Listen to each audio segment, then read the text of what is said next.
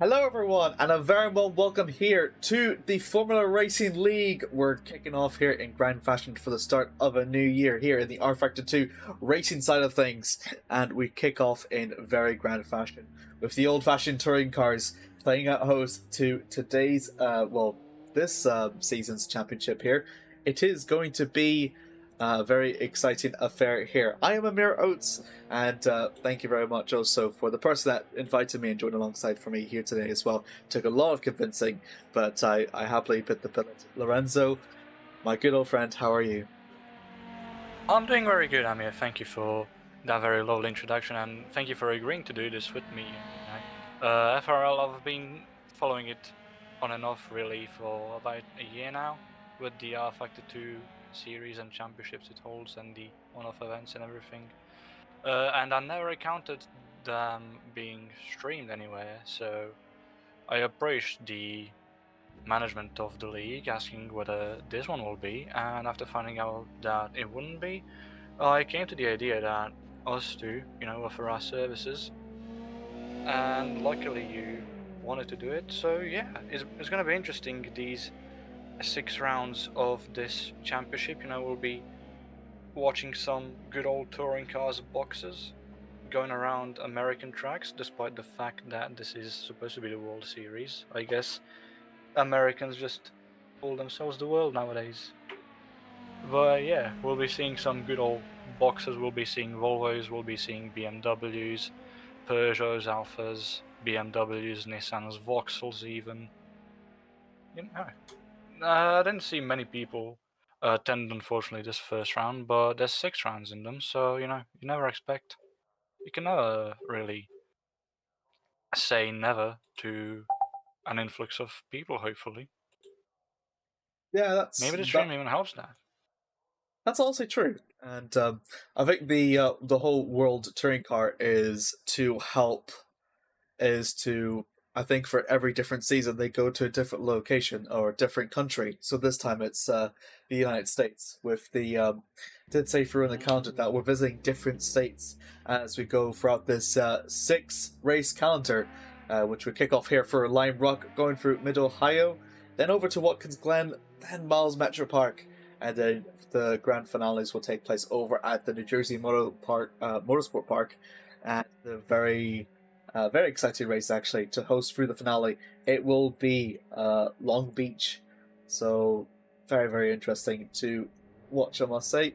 Qualifying slowly going to get underway, so the format's very interesting here. It is going to be instead of a usual, the races instead. The most I've ever commentated for was only had 2 races, but here it's a series of 3 20-minute races. Oh yeah, absolutely.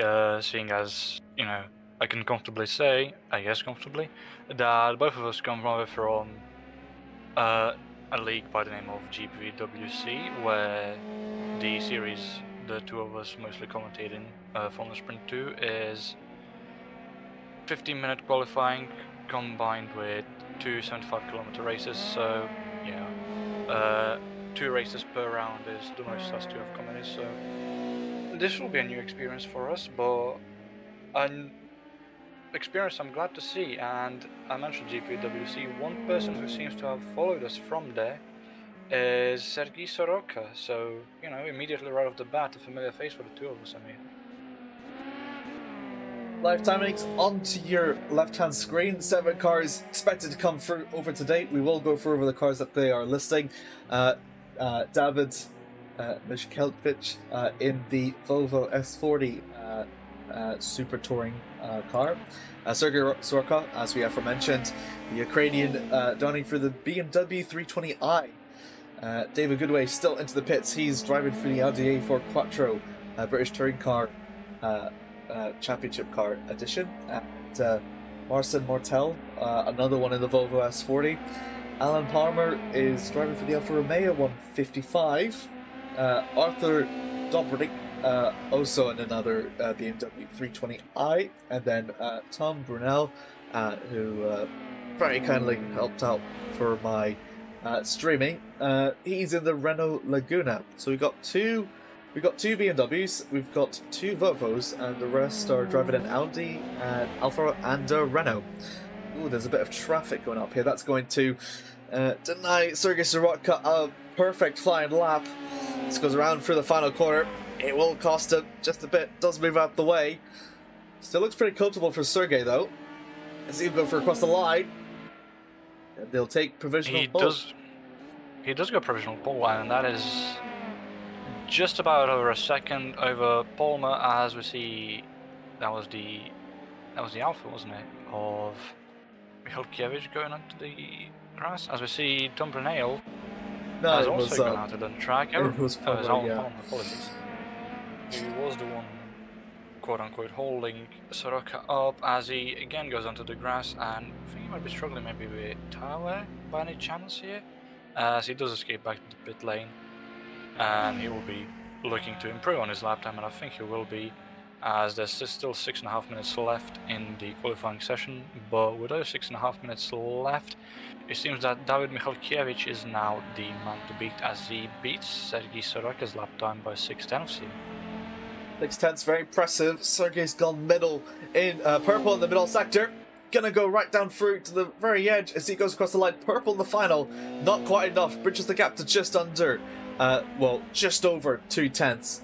Still a bit within breathing distance. If he can find some more pace, then definitely might be able to take a chance to take pole position away from David. Still got about 4 cars left to set a lap time. Speaking of which, now we've got another one. Arthur Dobnik does set a lap time, 2.8 seconds off from pole, 1 off from the next car ahead. I think another one also went for across the line. Yes, it was. Good way. Pushes himself up into P3. So we'll wait for, I believe, on Brunel in the Laguna. It's done for the first sector, 29.4. And I must say that's a very lovely looking Laguna, you know. The Renault Laguna was a very, very nice car when it competed. It always looked visually nice, as well as having very nice liveries. And I think it would be nice to see this car up in the front of the track. And I feel like going green in both of the first and second sector, we might just see Tom Brunel qualify fairly good here.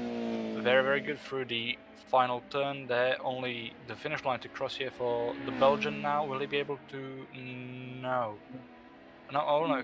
And his lap hasn't counted, so I don't know if that was an out lap, or maybe he invalidated some way by exceeding the track limits. As we move over now to Marcin Morel, the only other person to have not set a lap time yet in this qualifying session, with just over 4.5 minutes left to go, and green in both the first and second sector. Do you think he'll be able to qualify good here?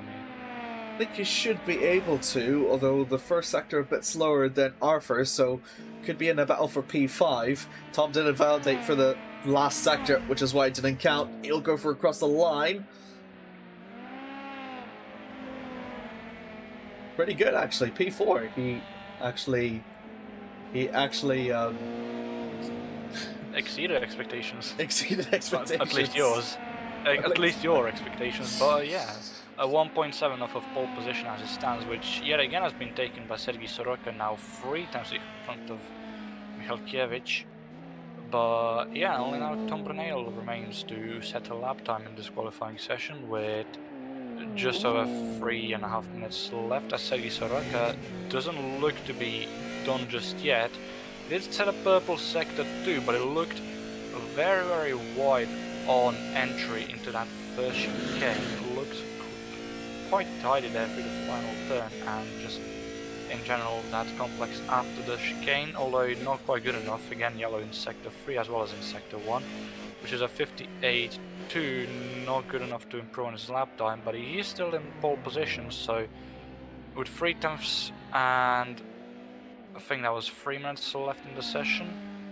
Yeah, just about over 3 minutes left in the session, as we see Artur Drobnik now. Green in sector 2, but yellow in sector 1. Will he be able to improve from P6, as Tom Brunel now takes P6 from him?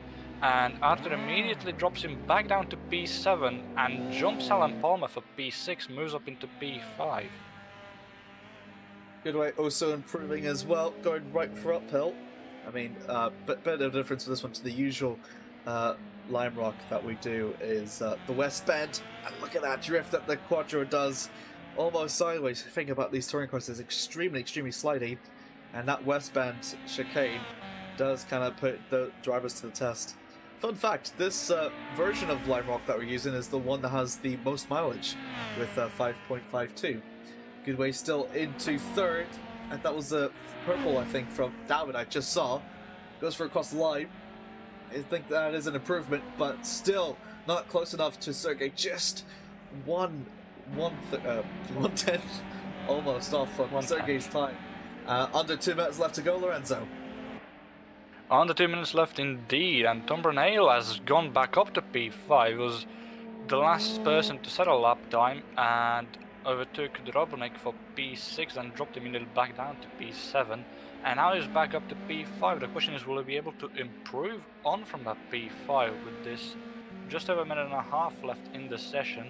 He goes green sector 1, only 500ths faster than his personal best though. I think this chicane here is gonna be crucial for Tom Brunel here on whether, and he does go green in sector 2 as well, 6 tenths up on his personal best. Looks fairly good through the chicane, although he did get quite a lot of grass in the second part of it, so the question is whether he invalidated his lap time or not, just like his, I think, first attempt at setting a lap time. He is going to set a 58.9, and I think that's a lap time improvement, but definitely isn't a position improvement.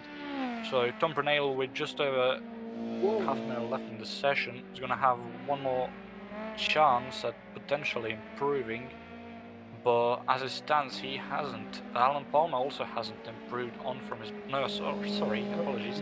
He has improved on from his position. He's jumped Drobnik for P6 now, and Drobnik now is the last person as Alan Palmer decides to eat some tire barrier, and I don't think he'll be gunning for another lap to end the session, as David Michalkiewicz is though, and he's crossed the line with just under 15 seconds left. He went purple, but not enough. He did it.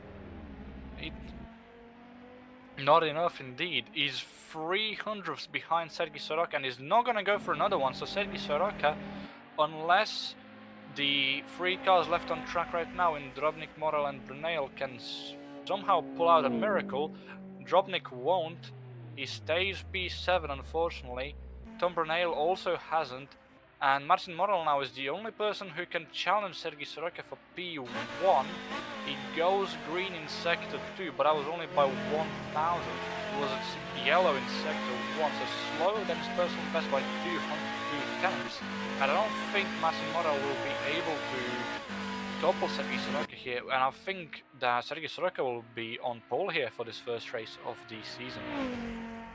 And indeed he will, but Martin Morel jumps up to P3, very good lap time, and he gained 3 tenths in sector 3, very good lap time by Martin Morel there. Massive improvement at the very last moment indeed, and what a fantastic way to close off to this very exciting qualifying session here for the first time here in the World Touring Car Series.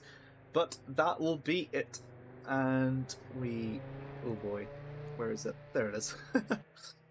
Session results are over and done with the 7 cars left completed. We have now the determining grid for today's race. Sergei Soroka takes takes the first pole of the season, and a very good performance there from him. Very interesting actually to see sub 1 minute lap times here at LimeRock. Expected to be just about around that range for the race as well. David Michalkiewicz just about loses out, but would be very proud for at least taking a bit of pole position midway through the session. Marcel Morel, massive improvement coming over through in his final attempt, and as he said, the 3 tenths is all it took for him to get third place. With Dave Goodway in 4th, with Tom Brunel 5th, Alan Palmer 6th, with Arthur Dubrovnik completing our through to our 7 car field. Tell you what, I mean, that was quite close in qualifying.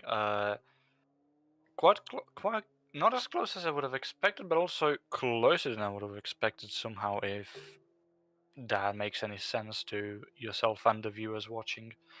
But yeah, it was nice to see such a tight battle for pole position. It was nice to see such a tight battle for, I mean, basically every position. We had the freeway battle for P5 at a point in qualifying. We had a battle for P3 as well between two cars. We had a battle for P1 between two cars. So, you know, battles all across the grid for the grid slots in the first race.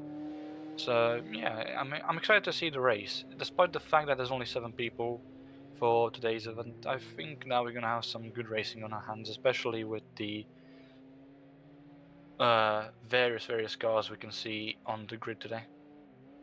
Yeah, I honestly agree with you, and it's going to be interesting to see to determine who will come up on top in the race, because race is often a bit different than qualifying.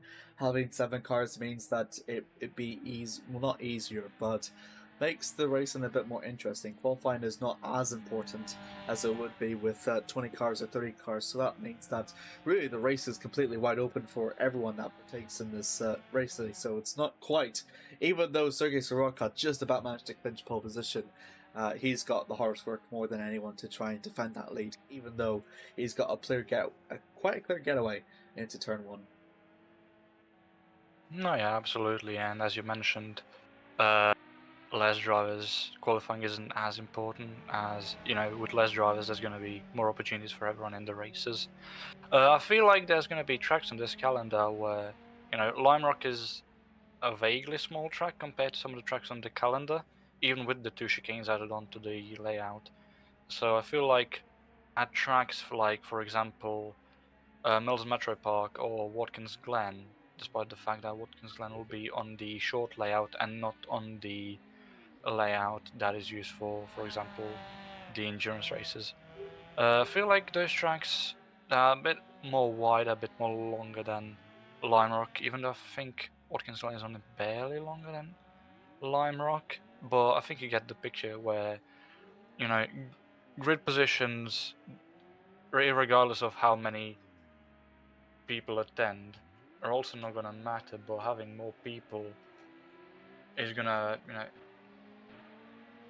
bring more action to the bigger tracks. And there's also gonna be tracks where I think grid positions will matter, like Long Beach, the season finale, as that is a street circuit. So less overtaking opportunities over there as opposed to some of the other tracks on the calendar. So I feel like that is quite possibly the one and only track on the calendar where qualifying will be a bit more important. So, I mean, I feel like all the tracks that we're kind of racing in is always going to be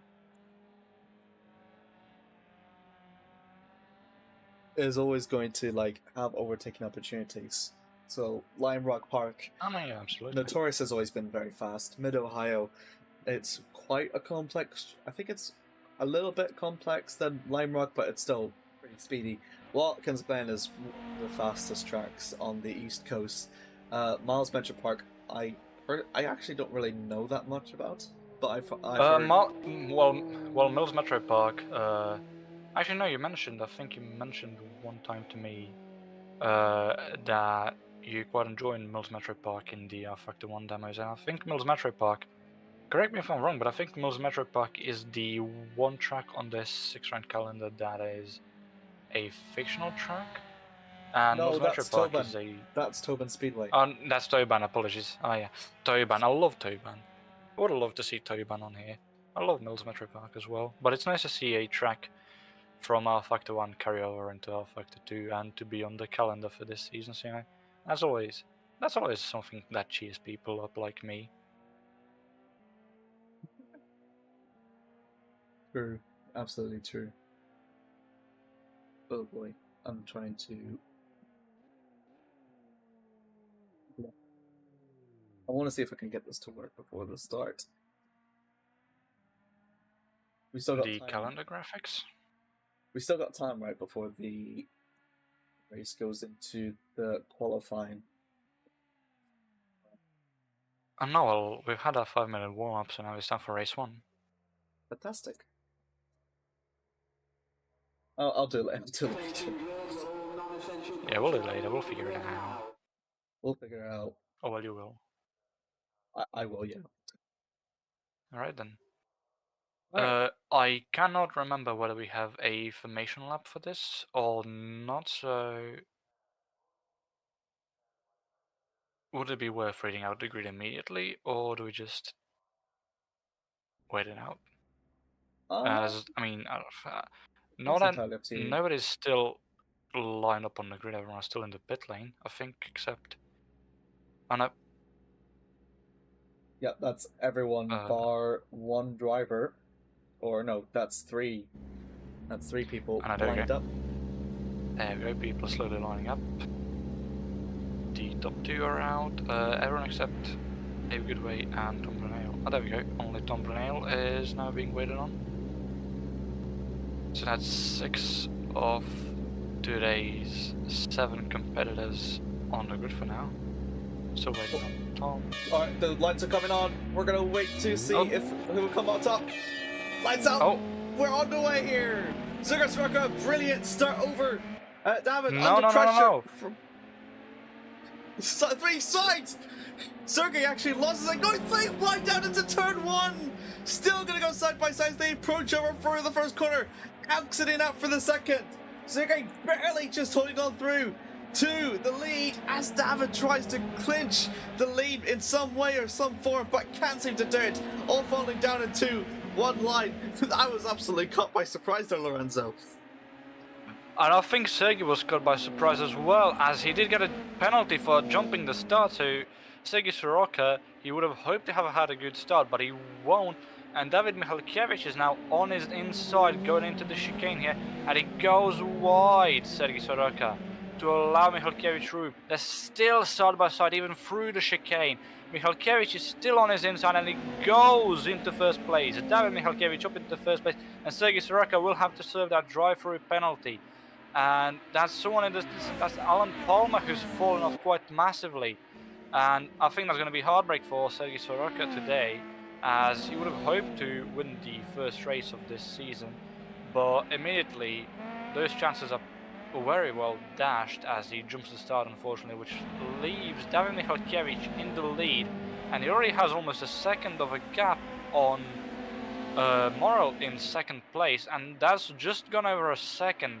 So David Michalkiewicz, unless he's struck by some unimaginable misfortune, I think might be quite comfortable here, although it's only been 2 minutes of this 20-minute race, so I mean, there's quite a lot to still see in this race. Yep, absolutely. Pretty good start though from David Marson. Also a really good start up into second place, going side by side. And Brunel, talk about him, he's up into the podium places. There's got a bit of a traffic coming from behind him from Goodway and Brutnik though. As Goodway gonna go side by side, heading over into turn 1. More coming in on the brakes than he is on Brunel. Brunel's trying to hold it around to the outside, but there's not much that he can do. Goodway up in the third. And that's a lovely overtake by Goodway as well. You know, Brunel left him quite a lot of room, which is always nice to see, but I feel like he might have left him just way too much room, because he allowed Goodway to pull right in front of him on the exit of turn 1, and Brunel had no hope really of defending that place. The only thing he can hope for now is have a good enough lap here to set himself up for a similar move into turn 1 next time around. And oh, he might be looking for a bit more earlier maybe, or maybe he just got lucky with his line that he took, because Goodway took a very wide line through the second chicane there. Although anything that Brunel gained there, he's lost immediately through the final turn, and I don't think Brunel will be close enough here to try and make a move. Absolutely not. He is miles behind Goodway, and I think Brunel now is going to have to watch out for Dropnik behind him as opposed to Goodway in front of him. And I think Goodway now might want to look in front at overtaking Morrow for second place maybe. The gap seems to be closer between the two. He's gaining a tenth at a times ever so slowly, or maybe that's just because of the variation in the distance and the corners that they're taking. As we see, ooh, that was Drobnik behind Brunel, getting a bit uneasy on his rear end, exiting that turn, although he hasn't lost much time. But someone who seems to have gained time on a car in front of him is Alan Palmer. I think I saw him closer to Drobnik this time around than I did last time around, so that's going to be interesting to see as well. We might have a three-way battle for P4 here. Might definitely well be on the cards. Goodway just, I think, seems to be closing up in the second place though. So if Goodway and Morrill continue the battle, we can see Brunel and Dubrovnik maybe going in a bit in a fight. And as you said, Soroka makes his way past over as Palmer goes off track. And I think that was a driver error from Palmer, because I don't think Soroka was near enough the Englishman here to have any contact with him. And Palmer, what I've noticed from Palmer in both qualifying and in the race now is he likes to attack those curbs, but attacking those curbs both on exit and entry often forces him to go wide onto the grass and lose a lot of time. So I feel like either that is driver error or just not really great compatibility with the Alfa Romeo that he's handling. Would be interesting to know from him after the races end which one of those that is. We are planning on doing interviews after the race. We'll see whether anyone wants to do them in the first place, but yeah, Sergei Soroka now moves up into P6, so we were saying that Palmer might join Drobnik and Brunel in that fight for P4, but I think Soroka now is gonna look to join them instead, as we see Drobnik in the back spinning. Oh, that is quite a heartbreak. There goes Soroka. That's going to happily take another place on his quest from last to first, with Franklin overtake. And well, if Sergei Soroka's overtake seems to be at the cost of driver errors of the others, but up into P5, the BMW driver does go and is recovering pretty well from his jump start, Lorenzo. Yeah, I suppose in a way it's ironic that the driver who lost first place immediately on the start of the race through his own driver error is now gaining back those places, mostly through other drivers' errors. You know, obviously Soroka jumped at the start and had to have serve a drive-through penalty, and then Palmer went wide out of turn 1 about 2 minutes ago now, I think, and Drobnik spun on his own, both of which allowed Soroka to move up from P7 to P5 now. The gap between him and Brunel though is 6 seconds now, and he has just under 13.5 minutes to catch up. And I do wonder whether he will be able to. I think he might be able to, but I don't think that Tom Brunel will give up that easily. And speaking of gaps, I don't think that Sergei Soroka has any hope of winning this race anymore. If he did before, I think those hopes are dashed now, as looking at the gaps, David Michalkiewicz has a almost 7-second gap now on Morrill in second place. So I think that the Polish driver here, unless again, as I mentioned, some unexplainable misfortune strikes him down in the remaining. Don't jinx it, Lorenzo. Don't jinx it. And it usually happens with commentator curses. When you praise a driver, they do bad. Maybe it's the other way around. If you say something bad will happen to them, they just further improve their driving and just get it across the line in one piece. Could be. Sergei fastest on doing one of his fastest on the first sector, 19.7 on his quest to catch up for ahead.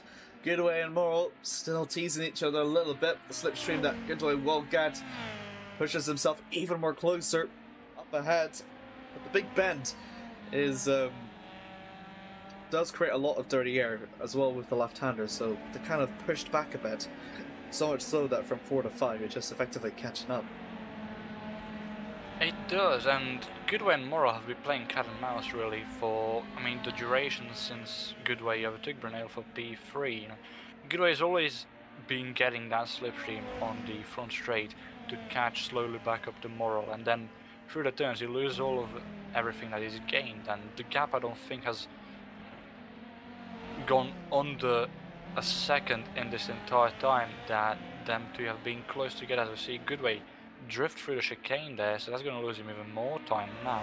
But I think this is the first time in a while that we've seen the gap between them two drop to a second and a half. It's always been between a second and a half and 2 seconds, but now it seems to have dropped almost under a second and a half, and it's dropped just under a second and a half, and then immediately through turn 1 Goodway loses everything that he gained with the slipstream on Morrow, and we can see that gap slowly going back up from 1.3 after turn 2 now, turn 3 almost, back up to 1.7. So it's always fluctuating between those two, and Goodway just can't seem either to string together a good lap enough to properly catch up to Morrell, or Morrell is just in, you know, a better powered car maybe than Goodway, because Goodway does get a lot of slipstream on the front straight, as we said, but not enough to catch up to Morrell. And we see Soroka here has caught up to Tom Brunel though, and I think he might be looking for an overtake into turn 1 here. Easy as you like, calm and collected as you please. The downhill through turn 7. All over the back of Tom. Really hanging in there. Well, he's going to take the outside line for turn 1. He does. And it's going to be close. Tom might be able to defend, but no, he's just not quite close enough. He's cleared him before turn 1 as well, so didn't need to take the outside line, was able to take the normal line, you know, the racing line as you do. And I think Soroka had enough slipstream on Brunel there, enough side draft as well, I suppose you could say, to clear him before turn 1, and what I thought would be a side-by-side battle through that sector 1. Instead ended up a textbook overtake, really quite simple one for the Ukrainian here. And now it's 7 seconds between himself and Dave Goodway, with just above 9 minutes left. Do you think he'll be able to get onto the podium places here? I think he might be able to do so. I think it's definitely in the cards. I think what's really going to determine that is between Marcin and Dave. If that fight continues on. If not, then, well, actually, it really, honestly depends. To be honest, it does depend. But what I notice is Marcin has pulled a bigger gap now on Goodway here. It was about 2 seconds before we switched over to the battle between Soroka and Brunel, and now it's almost 3 seconds the gap between them. So Dave Goodway must have done a mistake somewhere that we missed, that cost him a second on Marcin Morel here. Oh, he's drifting again through this chicane. I think what's happening to Dave Goodway here as he goes onto the grass is he's starting to slowly struggle with the tyre wear, and he's losing the time that he gained on Morel on the front straights, and now he's not in the slipstream anymore, so not even that is helping him. And I think Dave Goodway, if he continues to struggle with the tyre wear here as much as he is right now, and with 8 minutes left, I think he'll only be in a worse situation than he is now.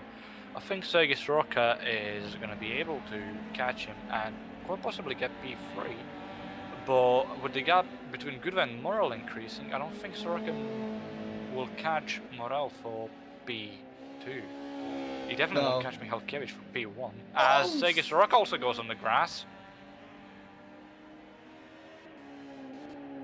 Sergei Soroka also went on the grass there, so I think everyone here is starting to slowly struggle with the tyre wear.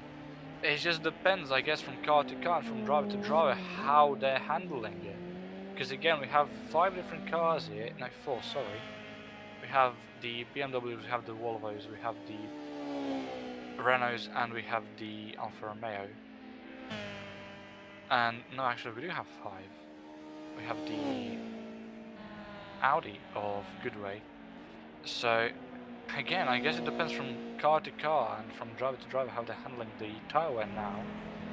So I think if Soroka keeps his pace as is, and if Goodway keeps his pace as is, Soroka will be in a very good position for P3, but I just don't think that he'll be able to catch Marcin Morel for P2.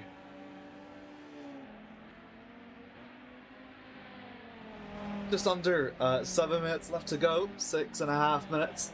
Now it's still holding on to an unsaleable lead, approaching up to 10 seconds. Dave Goodway hasn't drifted anymore, but I think he's just getting all the more slower by doing it. I was looking at it, whenever he was drifting, he was actually about 2/10 quicker on the final sector than Marcin was. But I think because that just burns the tires more, he can't really afford to do that, and as a result, he's gone even slower. 22.1 that final sector was compared to Sergei Soroka's 21.7. That is a really, really big difference. It is, and you can see it in the gaps as well. Goodway is now 4 seconds almost behind Morrow, just under it, and Soroka now is just under 4 seconds behind Goodway. So Goodway now, either he has to catch Morrow and be safe on the podium, which he will have to burn his tires more for, and potentially risk not even being on the podium at all, as we see Soroka in the background being wobbly as well, or he'll have to conserve his tires and potentially risk being off the podium but just finishing in P4, because Soroka is catching him, although Soroka is struggling with tire wear as well.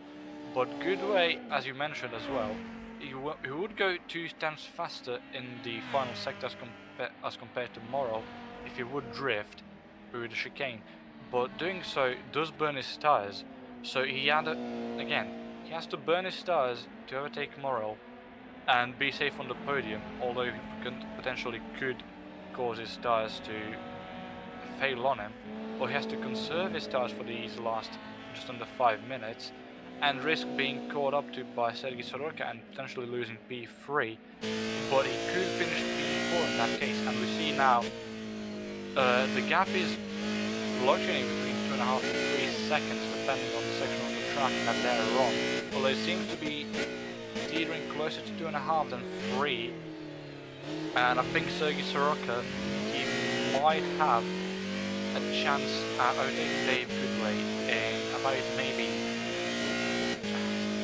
2 minutes if things go as they're going right now, although that could be quite generous for Soroka. I don't know, I think it's going to be all the way to the end here. I could see it going all the way to the end as well. The question is, though, it's David Goodway last lap 57.6, Sergei Soroka 57.4, so in about like a second he'll have to do like 5 laps. The question is, there's not going to be that amount of time, so Sergei has to look for even more improvement. Sorry, that's the best, 59.0 compared to Sergei Soroka's 58.2, so he's actually 8/10 quicker. So actually he'll just be able to catch up in about 2 laps or less, and then there's applying the pressure. But the question is if Goodway can do his best to defend from that with the tires, or it could be the other way. If he's conservative enough, then he should be able to hold off Sergei, but I don't think that's the case. I think he truly is racing as much as he's going to do, and the question is not whether or not if Sergei Soroka will pass him, but the question is how and where Sergei will do it, because it's quite difficult to overtake here. Oh! Someone's gone off! Oh, I think that's Alan Palmer. That is Alan Palmer indeed. So Alan Palmer is now officially, well, we now have visual proof that he's indeed a lap down. So Alan Palmer, luckily enough, did not impede anyone there, as we follow the 2nd, 3rd and 4th place cars through the 0.8, I think, of Dave Goodway before this lap. Now I think that was 1.7. No, he's under a second now. So as you said, it's not of whether Soroka will be able to attack Goodway, it's a matter of where. Desperation, it's kind of creeping into Sergei though he does have a little bit of all the time in the world. He does, with about a lap and, well, more than a lap actually. I think he's probably got 3 laps to make the overtake onto Goodway, so it's closing up even more. Oh my goodness me! As we see Alan Palmer in the back, that's a heavy shunt. That is a heavy shunt, and he does keep it going, does not impede Brunel, thankfully. But I think there's going to be a race to forget for Palmer as we turn our attention back to someone who, unless he manages to get this P3, might also want to have this again. Sergei Soroka, I think he'll be able to get Dave Goodway here. I mean, look at how much more speed Soroka has over Goodway, and you can see him No, he doesn't clear him like Brunel. Oh, he might be able to do so here in the turn. Goodway seems to have gone in slower to conserve his tires. And Sergei Soroka does go into P3 with, just over a minute to go. Well, now it's under a minute. But Sergei Soroka, unless his tires fail him now, I think he's going to be safe in P3 because Goodway, goes onto the grass there. Not going to be good for Soroka, but even with that, he's keeping a steady gap on Goodway around the 1 second mark and now rising to 1.1, 1.2. Slowly going to rise to 1.3 soon, I think, as well after the chicane. And I think, again, as I said, Soroka, unless his tires fail him here, I think he's got P3 essentially confirmed. And someone has got P1 confirmed since, lap 2. David Michalkiewicz, 12-second gap over Marcin Morel for P1. Marcin Morel also having a 5-second gap for P2, so the two Polish drivers here today. Very, very good races for the both of them. And I think Michalkiewicz obviously is going to be the happier one, seeing as he's on the top step of the podium. And rounding the chicane for I think one last time here. Yep. Marcin Morel going down into the final turn, and he will be the first victor of this Touring Car World Series season, and I think that's a very commendable drive for David Michalkiewicz, and congratulations, all the congratulations to him really for this race. Yep, absolutely. David Michalkiewicz, first race win of the rFactor 2 season here at the Marcin Morel comes over for in second. Sergei Soroka, what a dream recovery it was for him after the jump start. Manages to recover up into P3 with last overtake on Goodway. Actually, ironically, the first proper overtake he's made on Quest 2. No, he made an overtake on Tom as well. Two overtakes. On Brunel, yeah. Brunel and 2 driver errors and 2 proper ones. All balanced out, as they should be. Goodway over at 4th with Brunel 5th, Dubrovnik in 6th with, as you said, a bit of a moment of forget for Palmer, but still very commendable. He managed to finish the race at the very end. Congratulations over to him. I could probably do the in-race season. Whoops, no, that one. Yeah, well, might as well. And here are the results. There we go. Yeah, Michalkiewicz wins with Marcin Morel 2nd, Sergei Soroka 3rd, David Goodway 4th, Tom Brunel 5th, Arthur Dubrovnik 6th, and Alan Palmer, as we've aforementioned, 7th.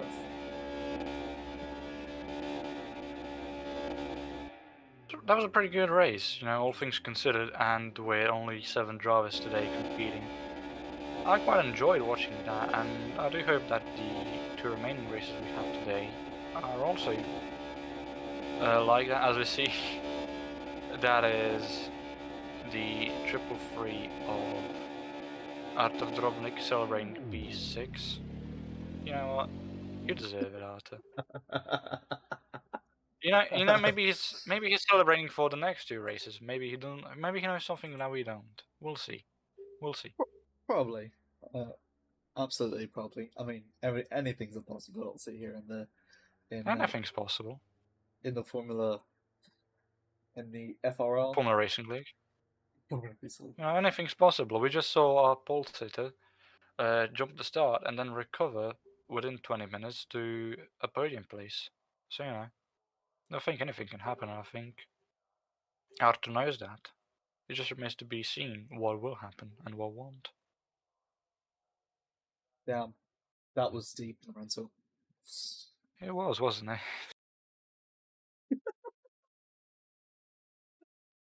We're slowly getting over to race 2 in a very short moment. So with that in mind, the points. Oh.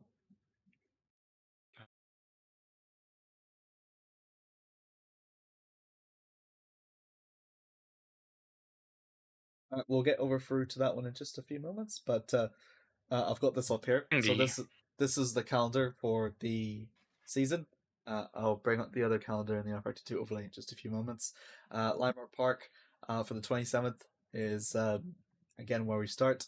Over then to Mid Ohio, and then as you've aforementioned, Lorenzo, Watkins Glen Short will host through the third round of the championship. Then we continue on through to Metro Mills Park, then into the New Jersey Motorsport Park, and then the conclusion will take place at Long Beach in March. Variable weather, as you can see. Nice. We're using live weather, I believe. So, yeah. That's always fun as well. Because you never expect what can happen.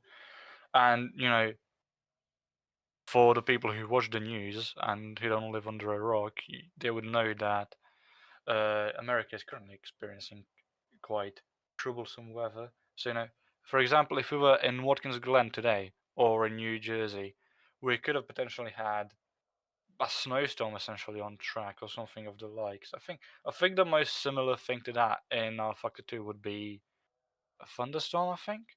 So we could have had a wet round 1 if we had started in Watkins Glen or New Jersey. But hopefully by the time we reach those 2 races, the weather in those locations does clear up, because I've not heard some particularly lovely things about the happenings in those areas that are affected by the snowstorms. So, my condolences to all the people who've lost their loved ones in everything that's happened. And, is the server? The server is back. I think that was the server resetting so that everything for the second race can be set up, and I think we can expect that for the third race as well. Yep. Just slowly going to come into second race. So of course with the 8 points at hand, first place we get 25 points, second 18, third 15, 12, 10, 8, 6, 4, 3, 2. It's effectively the F1 point system that we're using for here today. So that's also another interesting thing to keep in mind. So with these 3 races, the maximum point we can see a driver get is 75. So Mikhail could be in possible of sorry, David is impossible. David is impossible. Getting no. I don't know who he is. I am clearly talking in my mind. If David does get 75 points today, then I think all hats off go to him. And I think, well, I would like to see several winners today. I think seeing him win all 3 would also be equally impressive. Yeah, I agree. I think the fact that we're talking about the possibilities of this already so early on is, I want to say ludicrous, but it's honestly not that far-fetched from what we've just seen. And if there's anyone that could do it, it could be, what we see today, especially given how fast this track is. It does actually favor the people that are actually quite quick here. So, anything. I want to say I wouldn't say it's ludicrous either to talk about it. I think that talking about it just shows that today's grid, even though it's small, and I think the grid overall as well, because I did see a message by Tom in our stream chat that we were expecting 13 drivers today. So even with half of the grid that was expected today attending, seeing drivers strong enough to bring up talks about a triple win, so winning all 3 races in round 1, I think that's, absolutely admirable of the quality that we hold in this league. And I'm excited to see the drivers who have missed out on round 1 in round 2, and I'm also excited to see potentially any new drivers in round 2 who've not signed up for the league yet, and hopefully the stream does bring attention to them about this league, and we see some new faces in the league, some faces that we haven't seen before.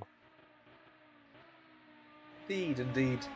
The dates did work, but not the location, so I won't cross into that too much. So we know that the formation lab is. So we know that the formation lab is non-existent. So we'll be more equipped, shall we say? Cautious this time. Cautious this time. Yep.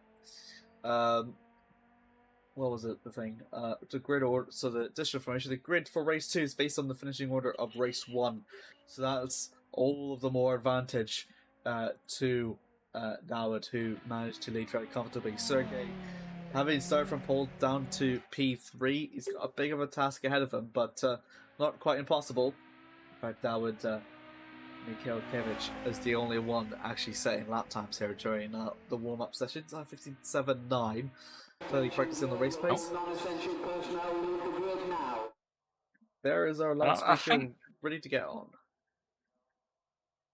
I don't think, despite the fact that Soroka is going to be starting in third as opposed to first from the first race, I think he still has the quality to challenge Mikhailkevich, and unless he jumps the start again somehow, I think that we'll see a good fight between the two of them for the lead today.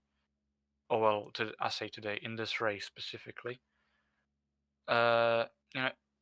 The question is, how long will it take Sergey to clear Martin in front of him, because he's starting third and David is starting first, as we said, but Martin Morel is in between them. And if I manage to see correctly, Martin and David are de facto in the same team, because I don't think I saw both of their liveries titled as Eagle. And this championship, which is on SimGrid, as we can see there. The lights are coming on. We're ready to get on the way. 20 minutes are down. We're on the way here once again. Let's see how the start is going to be for David managed to make a good start over into turn 1. It's Dave Goodway is going to lead the way this time round. Albert Burknick manages to overtake Soroka. So has Morel. Soroka all the way down to the 5th. David is only about to go down for some. Someone's gone off. No, that's Dobrik. That's Dobrik. Dobrik has gone off. Does manage to rejoin. Without too much fanfare though. And the field is going to start splitting off in twain between the top 3 and the rest. Sergey seems to be dropping off massively. And something did happen to Sergey Soroka there on the start. We didn't quite catch it because we were, quite frankly, too enamored by Dave Goodway's start, who jumped from 4th to 1st immediately. So, quite an amazing start for the Briton there. But I don't know quite what happened to Sergey Soroka, but he's dropped from 3rd to 4th now. So it says there he's lost 3 positions, which I just don't think he has, because he started 3rd. Although Dave Goodway has moved up 3 positions from 4th to 1st. Oh no, that's... Mikhailkevich and Morrow dropped. Actually, I know why. I know what's like that. My apologies. David's on the pressure onto Dave though for the lead. 6/10 off. Oh, a bit much onto the grass. Dave will go. That's going to hinder his top speed just ever so slightly. Plus, with the slipstream, means that it's got the opportunity. Oh my goodness me! Sideways, going right uphill. Approaching over for the West Bend now. Any commitment maybe to be had here? Is it going to do anything to influence the momentum? Approaching over for the start-finish straight. 18 minutes and a bit left to go. Again, a bit on the grass. Goodway's going. Yeah, he's trying to use as much of the track as he can, but the problem is he's using too much of it. And here we go, a chance to retake the lead that he lost at the very start. Look at this, he's going to get squeezed! Oh, he's pushing him off! Whoa, that's so close. Dave still manages to take it up ahead and goes wide. Maybe to take the position, give the position back, maybe. But David retakes the lead. Oh, someone's off. That is Alan Palmer again. Same place as the last race, although not many people that can be affected by that other than himself. That was very, very late defense by Goodway there. I don't know whether he intentionally went wide through turn 1 to allow Mikhailkevich back through, or whether that was purely driver error. But I think that it's deserved that Mikhailkevich went past Goodway with how aggressive and late that defense was by him on the front straight. And I was gonna say before that happened, Goodway would be hoping to pull off a bit more here on the race start, because we did see him struggle with tyre wear in the, you could say, not even the last half, the last third of the race.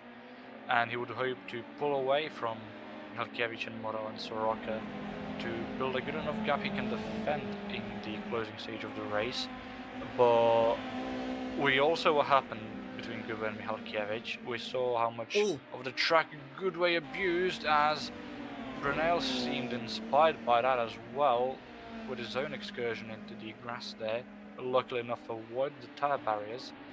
And we're seeing how Goodway, who would have hoped to build a gap on first place that he can defend in the closing stages of the race, now has Morel and Soroka behind him to worry about, and he might lose the podium again this time.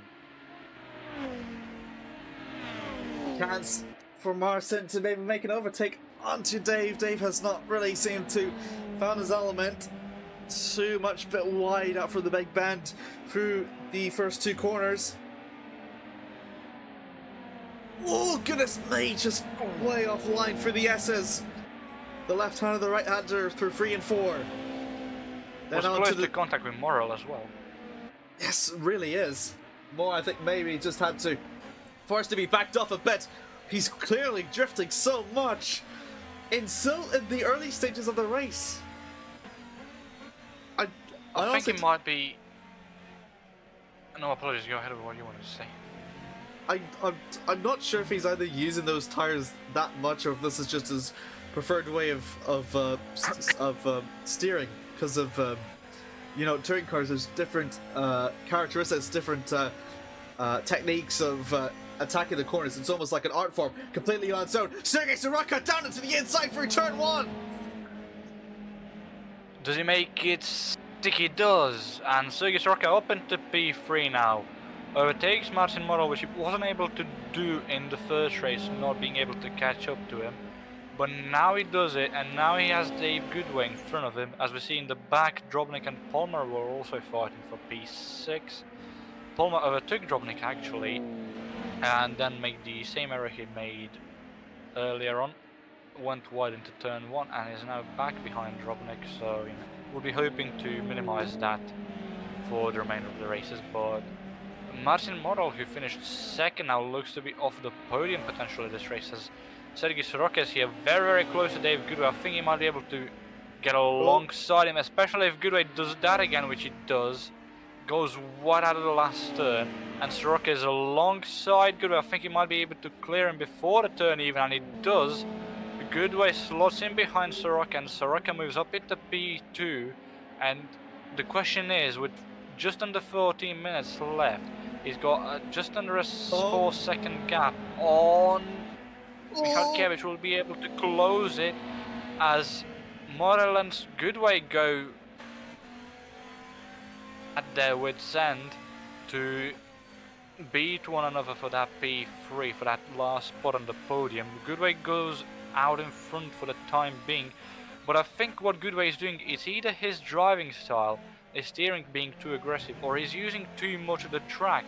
He goes into the grass very, very often, and I think that might be dirtying up his tires, causing him less grip, causing him to be less secure in his car, and being slower, because even if he didn't go wide there, I think it affected him in the long run when he did it earlier. Because Morel now, I think he might be able to clear Goodway before the halfway point of the race here. My goodness me! Oh, as we see Tom Brunel in the back. That is Tom Brunel in the back. He managed to keep it away from the barriers, luckily enough for the Belgian. That was a hefty drift, and luckily the grass slowed him down from hitting those tire barriers that I've mentioned. But he's lost time on Martin Morel and Dave Goodway, who are also losing time themselves on Sergei Soroka. Goodway is now almost 2 seconds behind the Ukrainian, and I think Martin Morel will have to settle for P3 in this race if he can get by Dave Goodway at best. And Sergei Soroka mentioned whether he will have enough time 2 minutes ago to close on David Michalkiewicz. He was 3.5 seconds behind then, now he's just under 3 seconds behind. So I think we might see a battle for the lead on our hands by maybe the 4-minute mark, 5-minute mark, a bit earlier than that. Oh, as Michalkiewicz also decides to have some grass for dinner. It doesn't seem to have impacted him that much, but Soraka, I don't know what he did, but he was slower than Michal carried through there, 210 or so.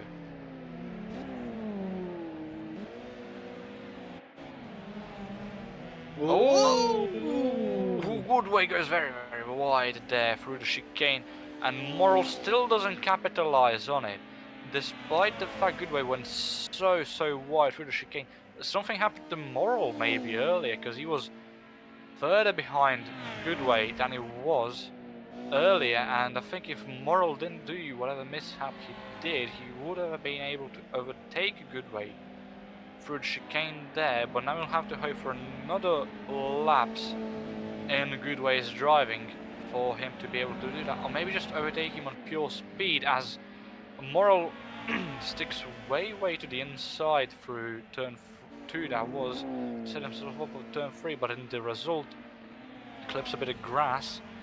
It doesn't seem to have impacted him that much, as he's getting slipstream off of Goodway, and he's maybe thinking of something here, but I don't think the distance between those turns is good enough for Morrill to think of anything, and I might have been wrong, as Morrill and Goodway are side by side going into the final turn here, and Morrill pulls alongside in front of Goodway, and Marcin Morrill goes up into P3. Chance for Dave to retaliate. Oh, he's going to go super defensive against Goodway. Down into turn 1, Marcin still fends off a bit. A little bit sideways up from the big bend. On the exit for turn 2. Goodway looking for something, but nothing is going to come to material. Brunel, Dubrotnik also in the midst of a battle of their own for P5. And Brunel has lost time. I think it might have been because of that drift that happened to him a bit earlier into turn 1. He did go on the grass, so he didn't waste as much rubber on his tyres as he would have, but had also loaded up his tyres and affected his driving. And he also did lose a bit of rubber on the tyres because of that, meaning more tyre wear for him compared to Drobnik, who himself had also a spin on the first lap. So it's a question of, what's Drobnik doing there? Drobnik's gone onto the grass almost. Was he? That was very odd to see from that angle. The only thing I can assume might have happened was Drobnik took that turn faster than Brunel and approached him faster and earlier than expected and had to take evasive action. Although I do wonder why he didn't go to the right, as there was tarmac still on the right for Drobnik to go down on. And that was odd to see, but I think Drobnik and Brunel will have a good fight here, and we'll have two good fights for our viewers here between Drobnik and Brunel for P5, and Goodway and Morrill are also close to one another still. The gaps between Drobnik and Brunel and Goodway and Morrill are vaguely the same for the duration of the fight. It's always between 4 and 2/10. It's just a question of which drivers do we look at now to see who will do anything first, as we see Drobnik lose his rear end there a bit entering the chicane, the extended west bend. Had to cut the course a bit there. I don't think anything major happened, and I don't know what the consensus is on the track limits, whether they're using in-game track limits or manual track limits for drive-through penalties in regards for that. Something happened to Drobnik after we tuned away from that battle and is now 6/10 behind Brunel, 7/10 now. So he might have had a bit of a heftier half spin, I guess you could say. And Brunel now has his work cut out for him yet again. Somehow, no. Oh, wait. he manages to save it. But he caught a lot of air, Drobnik, going uphill there, and I think that's what keeps losing him time, because we saw it 2 laps ago and we saw it now there again. So I think Drobnik is losing most of the time on that uphill entering sector 3 because maybe ride height? Maybe his car could be too low for him to be able to control it once landing, or maybe I don't know. I'm not quite sure. I'm not quite smart enough for all that technical stuff, so I can only assume what's happening to Drobnik as he's losing even more time. He's now 1.3 behind, but Goodway is keeping the gap between himself and Model to somewhere between 4 and 5 tenths. Is not as close as it was before, down to 2 tenths, although entering the... Nope, never mind. He sails wide and he's now down to just under 2 seconds behind. And Dave Goodway as well as Drobnik as well will have their work cut out for themselves with just under 6 minutes left if they want to do better than they are currently, which is P4 and P6 respectively. Under 5 minutes left to go. Well, not under 5 minutes. 5.5 minutes left to go here in this race. Morale and Goodway still in a battle amongst their own. Sergei Soroka has bridged the gap even closer to David, gone down to 1.6 seconds. It is possible that Sergei might be able to close the gap, but the problem is, though, the last lap 58.4 and Sergei's is a 57.8, so it is closing up, but the question is it enough, Lorenzo? With the gaps in the lap times that Soroka and Michalkiewicz are having... Oh, as you see Alan Palmer yet again in the same place he was in race 1, stationary. Now he's officially again a lap down. So unfortunate there for Alan Palmer. 2 races in a row now today that he's been a lap down in 7th place. But what I was going to say is, with the gaps that Soroka and Michalkiewicz have between themselves, you'd think it's not possible, but the gap has gone down between themselves. Soroka was 1.5 behind last lap, now he's just under about a second, and even the lap before that he was about 2.2 behind Michalkiewicz and then dropped it down to 1.6. I did say that around the 5 to 4 minute left to go mark, we could see Soroka approach Michalkiewicz and be in the striking zone. And I think I did see Michalkiewicz struggle a bit through turn 2, and I think Morel is also struggling because he's dropped by behind Goodway. No, sorry, Morel has dropped behind Goodway, not Drobnik. Oh yeah, you're right. He's gone off track about 17 minutes ago. We might be able to have a look for a replay, maybe. Would be nice to see how that happened to him, but we have quite a lot of action here in front of us as well. That I might do it after the race. I might do it after the race then. Yeah, that's smart. Just because everything is so action-packed. If we have time, it could be nice. As you mentioned, we do have quite a lot of action. Drobnik is just under half a second behind Brunel, so he's gained back the time. And Soroka is also just over half a second behind Michalkiewicz with 3 minutes left. So again, once the timer runs out, just like in race 1, there won't be another added lap, depending on whether the leader has crossed the line or not.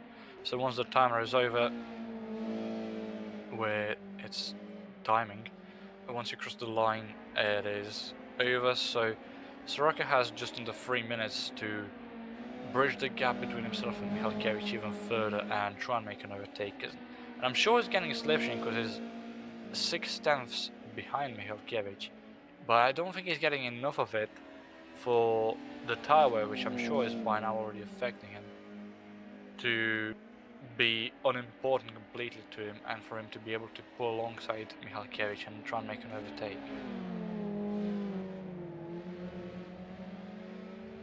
As Drobnik also might be suffering from tire wear now more than he was earlier, and he did cut the course a bit there in the chicane, but it doesn't seem like it affected him in either, well, penalty points or track time gained or lost to Brunel in front. He's still 6 tenths behind. Soroka is also 6 tenths behind, still behind Michalkiewicz.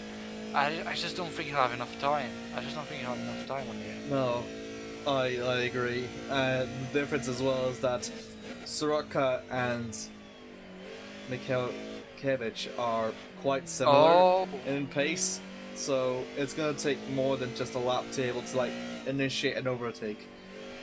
It's gonna take more than a lap. It's gonna take a mistake, and Michalkiewicz does look a bit uneasy through this first sector. It seems to be taking vaguely wider lines. He did look wider into turn 1s and turns 1 and 3.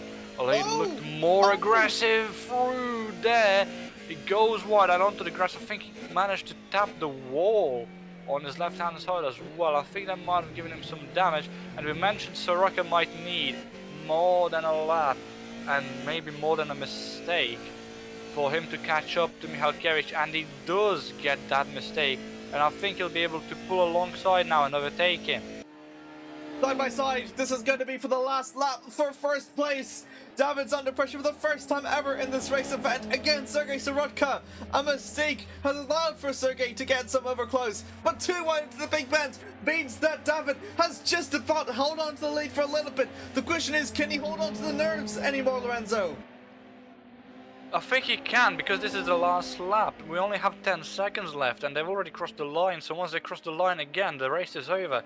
Michalkiewicz has 2 sectors to hold on to that first place, and the gap between himself and Soroka is 2 tenths. He hasn't done the same mistake he did last lap, and I think if he doesn't make any more mistakes here, he'll have that lead in the end. He doesn't make any mistakes, Soroka gets close, but that isn't going to be close enough, and I think Michalkiewicz is going to have the race win here. The second of the 2 races we had already, with the third one still waiting. And we mentioned that Michalkiewicz might win 3 in a row today, as we see Soroka blinking his headlights. And I don't know whether that's in congratulating Michalkiewicz or just in protest of something, I'm not quite sure. But David Michalkiewicz wins 2 of the 2 races we had today, and again we mentioned he could be on for a third, and I think he might be, as Drobnik. I don't think he'll be able to overtake Tom Brunel here, because the gap is 6 tenths and they only have 1 corner left, and I think that the Belgian will stay in P5, and we were hoping to see a battle for this, and I don't think unfortunately we will, as Brunel also flashes his headlights. And I think that might be in celebration as well. And I think, has everyone crossed the line? No, we see Alan Palmer still in the back, yet to cross the line. I think he has by now, as we see Brunel and Drobnik planning on doing some donuts. As we go to the replay, this is for what happened to Artur Drobnik, I assume, for when he lost P5. Trying to figure out where it was. How long ago was it? This is quite a long time ago. I think around the 5 minutes ago mark. No, that is a heavy shot by Alan Palmer. I think that's not what. Oh, this is Dave Good. Wait, did something happen to Dave Goodway? You said pit out as a marker for some reason. Marcin Morel, I don't think we watched this one. Oh, it just goes wide. Just locks up. That's the thing we're looking for. So that's what happened to Marcin Morel. It just locks up into turn 1. So that's how he lost P3. Yeah. So hefty. Right there. Unfortunate for the Polish driver there. That's our race 2 done. My goodness me. Very still exciting. one more. Still 20 minutes left. Still 20 minutes. David has got the maximum points that he can possibly get in the first 2 races, so that means he exits out at least race 2 with 50 points. Sergei Soroka has his best with Sergei Soroka, his best in 2nd, with Dave Goodway 3rd, Marcin Morel 4th, Tom Brunel 5th, Alfred Dubrovnik 6th, and Alan Palmer once again completes over through the 7-car field with 7th. Also a lap down. Marcin Morel has 7th, Tom Brunel 5th, Alfred Dubrovnik 6th, and Alan Palmer once again completes over through the 7-car field with 7th. Also a lap down. But honestly, Alan Palmer has gotten better. He has had less incidents, I feel, this race than he did in the first. I would like to think so, and I do hope that that is the case, but I do also fear that he might just have less incidents shown on camera. I don't know. I do hope that Alan Palmer does better in the final race today, and I think that he might. Oh well, I'm also hoping that he might, but you know. Oh, there we go. Just seen in our stream chat that race 3 will be a full reverse grid, so Alan Palmer was a lap down in this second race, but he will be in pole position for this third and final race today, so, you know, all hope is not lost for Alan. He might just be able to pull off a miracle here. Although I say a miracle compared to the first two races he's had, it would be lovely to see him win. That's what you said in Hungary in GBVWC, and we saw how that turned out for me. I do not remember what happened in GPWC Hungary. Not to mention that GPWC has 5 series. I was reverse pole and I flunked. Well, I also remember GPWC Academy at Donington. Do you? Oh yeah, that was pretty fun. Yeah, that was funny, but I wasn't driver ed. I was just lag, merging me with Jerome Berg, and making me Croatia's space program for the day. Iceberg, or Jerome Iceberg. Oh, we have another driver. No, we have 2 more drivers. Yes, we do. 8 drivers. We have 2 more drivers. We have 9 drivers. Antonis Paparinopoulos and Carl Struhal. Wow. Yeah, last minute entrances at approaching over here for race 3. I think they were trying to join to the server whenever I checked. I think they were already all the way back in, I think, race 2, but I don't think they joined in the time. And we welcome in new cars as well. The Ford Mondeo BTCC will Carl be driving. Antonius Paparinopoulos will also be following for his teammate Alan Palmer in the Alfa Romeo 155 tour. I don't know what the TS. To be honest, I don't know what ST or TS stands for. And speaking of which, I think so. Speaking of which, Alan just left, so we're down to 7. Oh, we're back down. We're back down to 7. Someone else has left though. Someone else has left because we were up to 9 and now we're back down to 7. Oh, what's his name? That was. I know Tom. Tom Bonnell. There we go. No, oh no, he's not back. No, he's left. But I think I'll be back in race time. Should we do the banner this time, or is that too? Yeah, is that too? Let's do the scrolly graphics. Let's do the scrolly graphics. If we can have them in FS2, let's have them in FRL. I haven't actually checked the Formula Racing League stream chat, to be honest. Not much has happened. We only had Tom and Carl pop in. We do have 5 people though, so for the last race of today we have the most people. That's nice. We're currently the most watched Formula Racing League TV video right now. Deservedly so. This has been fun. This has been fun racing so far with these 2 races. I'm excited for race 3 as well, if we have 2 more drivers. Honestly, this is quite hilarious considering the ACC is celebrating A, Taco Tuesday, B, Season 21, and D, 90 million special. Whatever that means.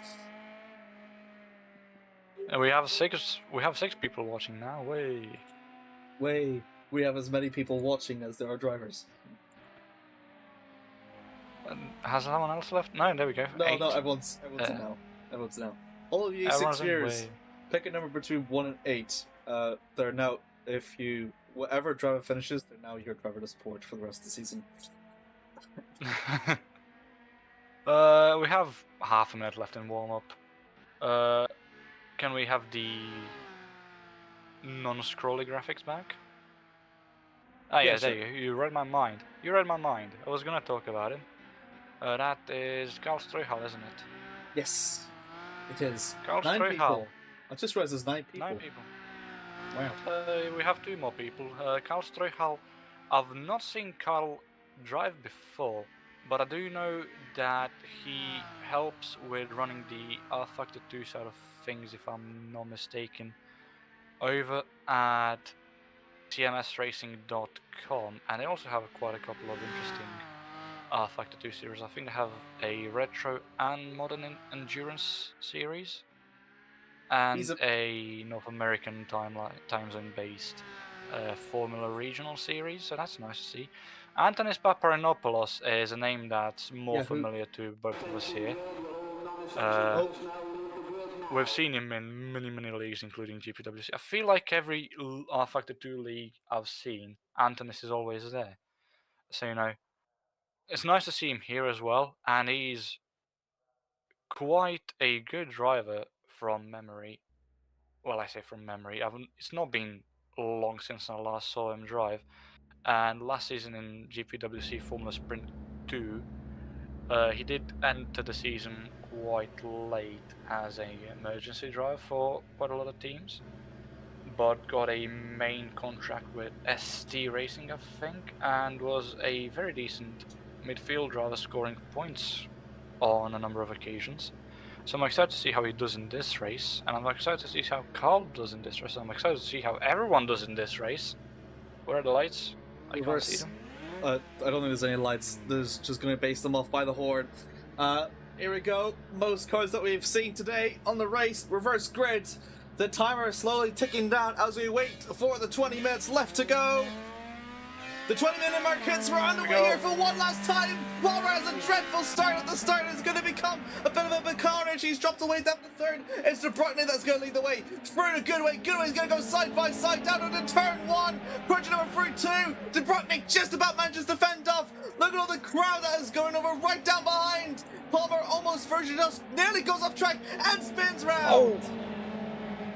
Oh, it's heartbreak for Palmer immediately out of turn 1. Is already facing the wrong way of the track. He started first. He stalled on the grid. You could see that Alan Palmer stalled on the grid, immediately lost about 2 or 3 positions, and now he's fallen all the way back down to last. And again, I was hoping to see Alan doing a bit better in this race, but unfortunately I don't think it's just meant to be. Yes, Paparinopoulos and Michalkiewicz make contact, and Paparinopoulos and Michalkiewicz make contact. Paparinopoulos comes out of it a bit better. I think Michalkiewicz was just barely in front of Paparinopoulos at the point of contact, so Paparinopoulos basically got away with that. Although I would like to see a bit later on, if there's no action that we can follow, what exactly happened there. Whether Paparinopoulos pinched Michalkiewicz or whether Michalkiewicz just sailed into Paparinopoulos. And we already have a three-way battle for P3, as Moral almost made some contact with Soroka. Then Paparinopoulos is not far from Moral either. He's hounding the Polish driver there. He's got rid of one Polish driver in front of him.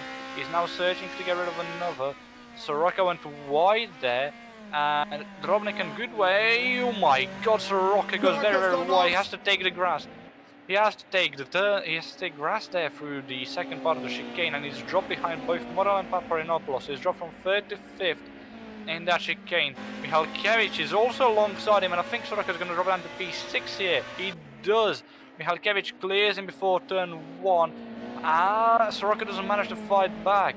So unless Michalkiewicz makes a mistake here, no he doesn't. Paparinopoulos seems slower through that turn though, so Michalkiewicz will be looking maybe to capitalize on that and immediately take revenge on Paparinopoulos, take that 4th place back and make him fight with Moral for P3. Drobnik is doing very well so far to keep the lead on Goodway. The question is whether he'll be able to keep it to the end. Oh, what a start by Oh, no he doesn't! It's gone off! Oh, commentator's curse strikes immediately. Drobnik, again, we've seen this happen to him in race 2. but on that uphill, he just loses control. It seems like he just goes too far into the air and loses control once landing down. As Michalkiewicz also loses control at the last turn, goes onto the grass, and I think Drobnik is going to overtake him. He does. Soroka is also alongside him. Paparanopoulos with the fastest lap of the race. Soroka is on the inside of Michalkiewicz and overtakes him. Michalkiewicz will look to make a switcheroo, but Soroka keeps too far to the inside for him to do that. And Michalkiewicz, who gained 2 positions from Soroka's misfortune. No, sorry, Michalkiewicz gained positions from Michalkiewicz's misfortune, who dropped 3 positions down. Now Michalkiewicz drops 2 positions down from his own misfortune. Tragedy there for David.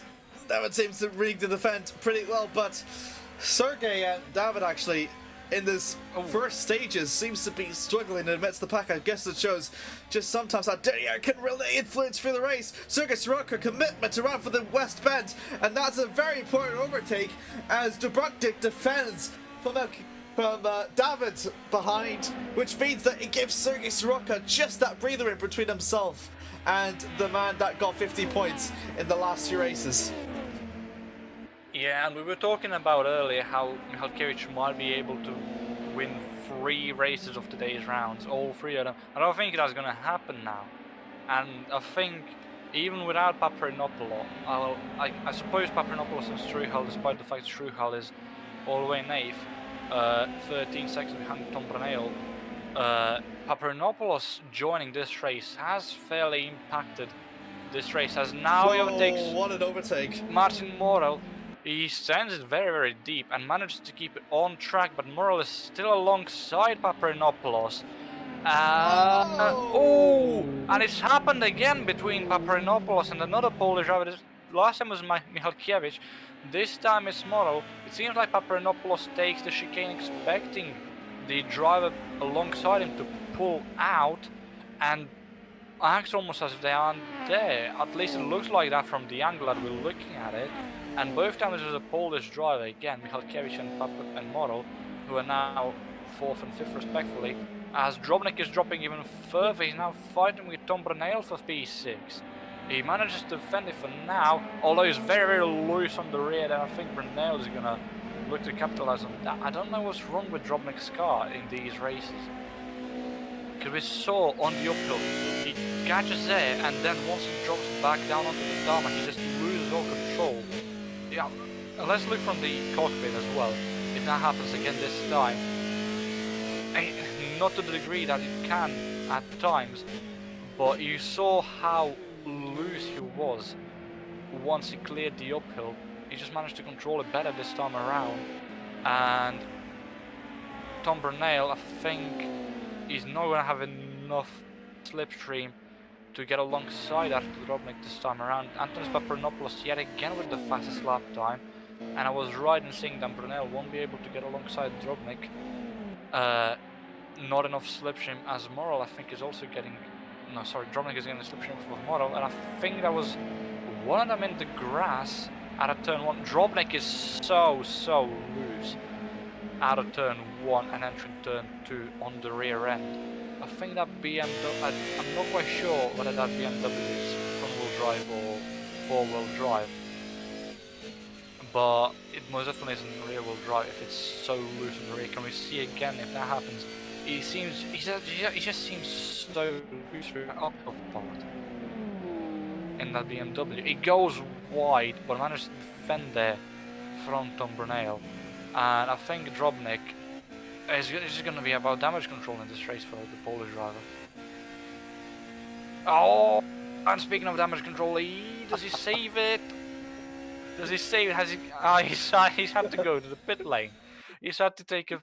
Oh no, he's still not. Okay. Yeah, he's gonna have to take a unintentional drive through. Dubrovnik, I'm so sorry. That we're both responsible for your downfall. I do like how you just call him Dubrovnik, like the city in Croatia. A Slavic name is hard. I don't know what to. I don't know how to pronounce his name. I'm really bad with. I'm not very good with accents, so apologies to the viewers. Fine. I still can't get name. You're right, Lorenzo. True. I do see in the chat that don't leave the BMW is rear-wheel drive, Audi is four-wheel drive, no. and every other car is front-wheel drive. Okay. So that Bimmer that Drobnik is driving is the only car actually that is rear-wheel drive. So I guess Rocca's also on the BMW Soraka as is also well. in the BMW, and then we have Goodway in the Soul Audi, and then everyone else is in front-wheel drive cars. So that's the Volvo and the Ford Mondeo and the who else do we have? The Alpha. As per Yes, usual, we the do have Germans the have to be Alpha. different.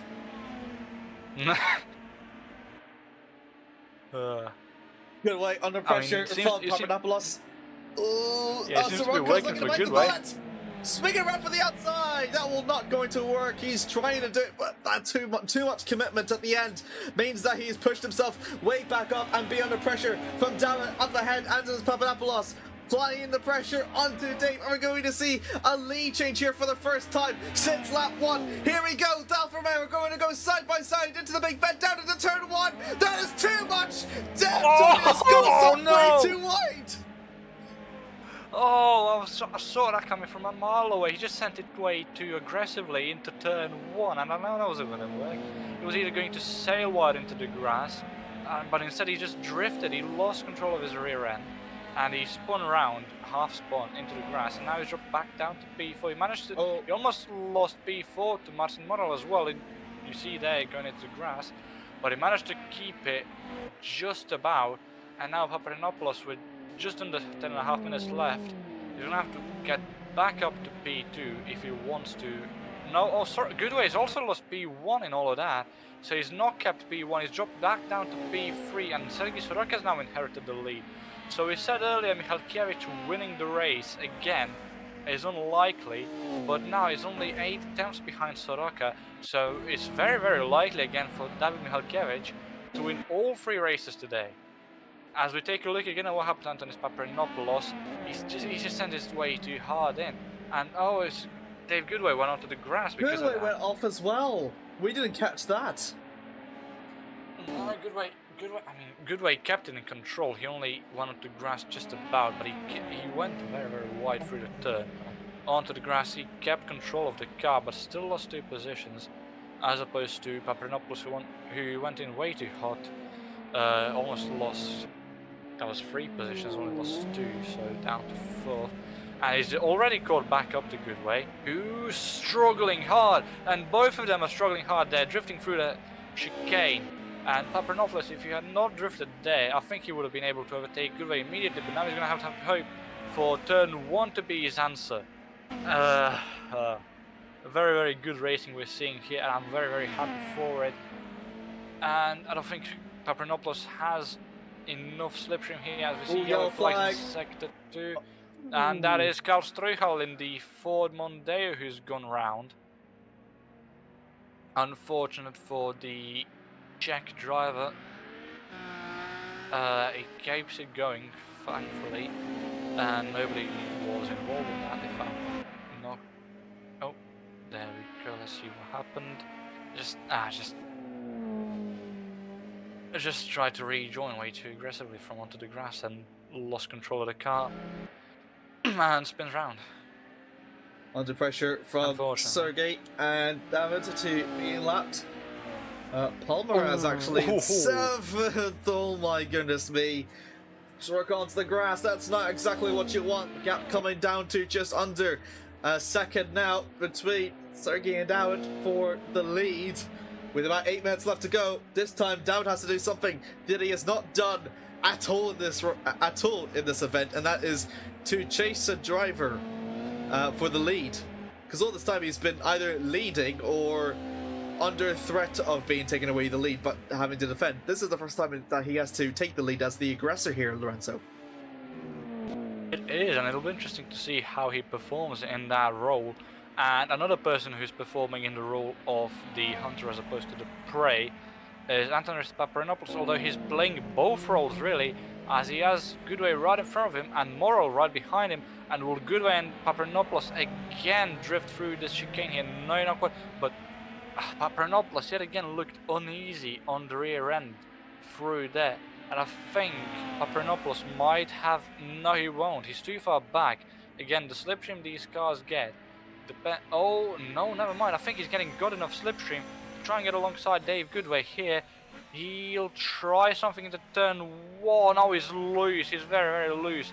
He almost caused Morrill to lose control as a result as well. And Papernopoulos almost got alongside Goodway there. But he just wasn't quite able to do it. It was very, very close.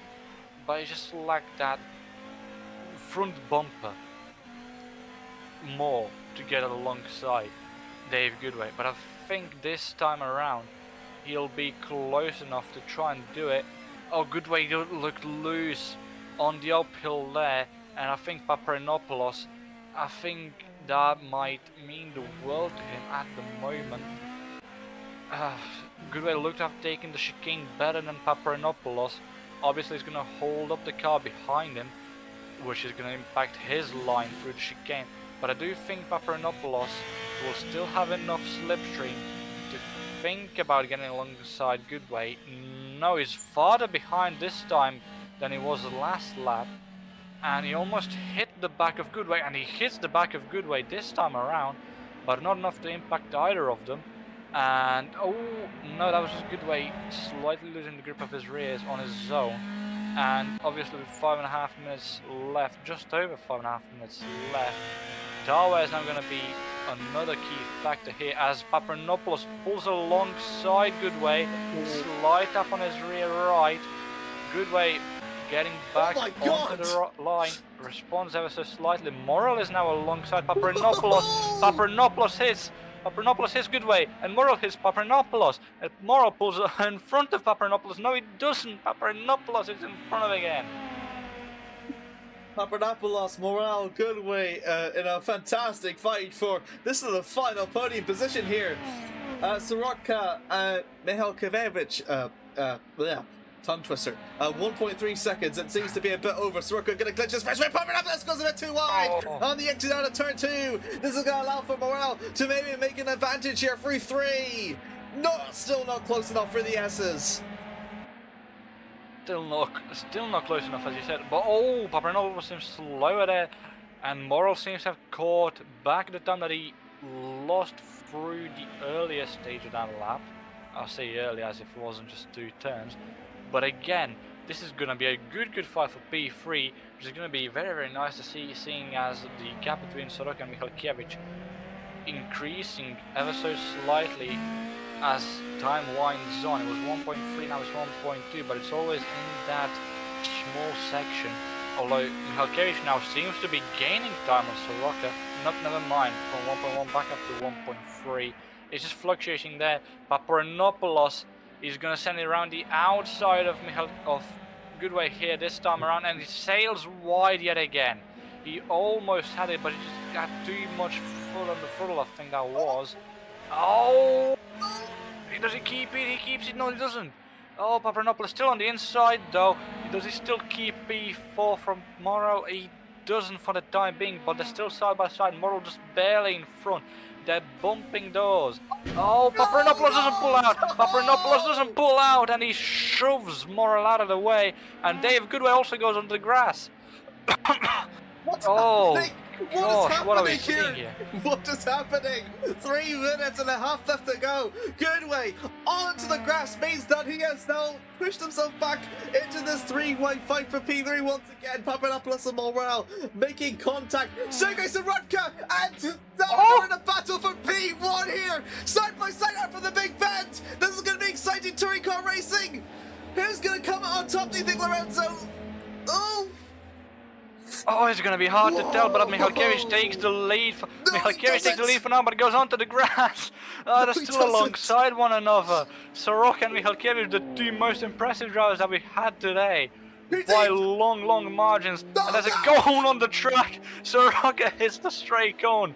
That's on the track, and he just loses ever so slightly control. Hits Michalkiewicz. Michalkiewicz hits him now. Soroka pulls in front yet again.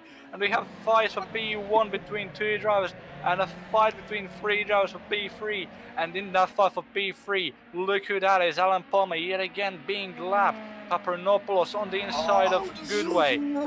They're still alongside. They're still alongside one another, I think. Paparanopoulos, he's just about in front of Goodway, but Morel is looking to join that battle as well. They're going to make it 3 wide. They're not going to make it 3 wide. Paparanopoulos pulls in front of Goodway. Morel tags Goodway. Morel tags Goodway, who tags Paparanopoulos, but they all keep their positions. Alan Palmer moves onto the grass unwillingly, but thankfully enough, that means that the free battling for P3 can lap him safely. Safely, they hit one another and the third, but no contact with the lapped car, and that gap between Soroka and Michalkiewicz yet again. They were battling just a lap and a half ago for that P1, and now the gap is 1.1 seconds again with 1.5 minutes left, and I think that fight yet again is just done. We thought it wasn't, and then we thought it was done, and then it wasn't. Now it seems done again, and now it seems not done again, because Michalkiewicz is gaining again. He was 7 tenths behind for a second ago, and now is 9 tenths, back to 8 tenths. Paparanopoulos is now third with a minute left, so I think can we see where Soroka is currently on track? Because we're under a minute left now. If Soroka crosses the line before the timer runs out, then he has one more lap, and I think he'll be able to do it. He will have one more lap, I think. He will have one more lap, and he'll hate to see that, because he can't slow down, otherwise he risks being overtaken by Michalkiewicz. But he'd love to not speed up, because he'd love to not have to defend for one more lap, because we see how close Michalkiewicz got there through the chicane. He's now 6 tenths behind Soroka, and look at the fight we have here. Yeah, here we go. 20 minutes left to go. 20 seconds left to go here. 20 minutes, 20 seconds. 20 so this seconds, is the final lap minutes. then. So we have 20 seconds, 10 seconds now, and have one more lap. Michalkiewicz is 5 tenths behind Soroka. Now with the final lap left, and there's going to be battles. There's going to be a 3-way battle for P3 and a 2-way battle for P1. And we don't know where to look. We really don't know where to look. Paparanopoulos wide out of turn 1, and there's a lap car in distance. Is that Artur Drobnik? It is. Yep. Artur Drobnik. He's love to help, I assume, his national comrade as he'll rejoin. Come for the corner. Will he rejoin in front of Soroka? No, he doesn't. It's not gonna be he's going to rejoin safe. Sergei Soroka for the final corner. He's going to take his first race win here of the championship. Right for the final corner. In the very last moment, everything has been thrown at him, but he finally manages to get his first 25 points haul. For the back, and he blinks his headlights. He does. Angelos Papadopoulos in a triple threat for P3 is the one to come up victorious after a massive amount of battling for one whole half of the race, and he does it in style. My God. Who else do we have left that hasn't crossed the line? Drobnik has crossed, Benale has crossed, we see Alan Palmer. And let's turn our attention to Karl Struhel, unfortunately the only driver 2 laps down. Only competed in this one race today as opposed to all 3. But he will be the last person to cross the line for today. And despite the fact that it was 2 laps down, still a good effort by the Czech driver to finish the race. And what a race it was, Amir.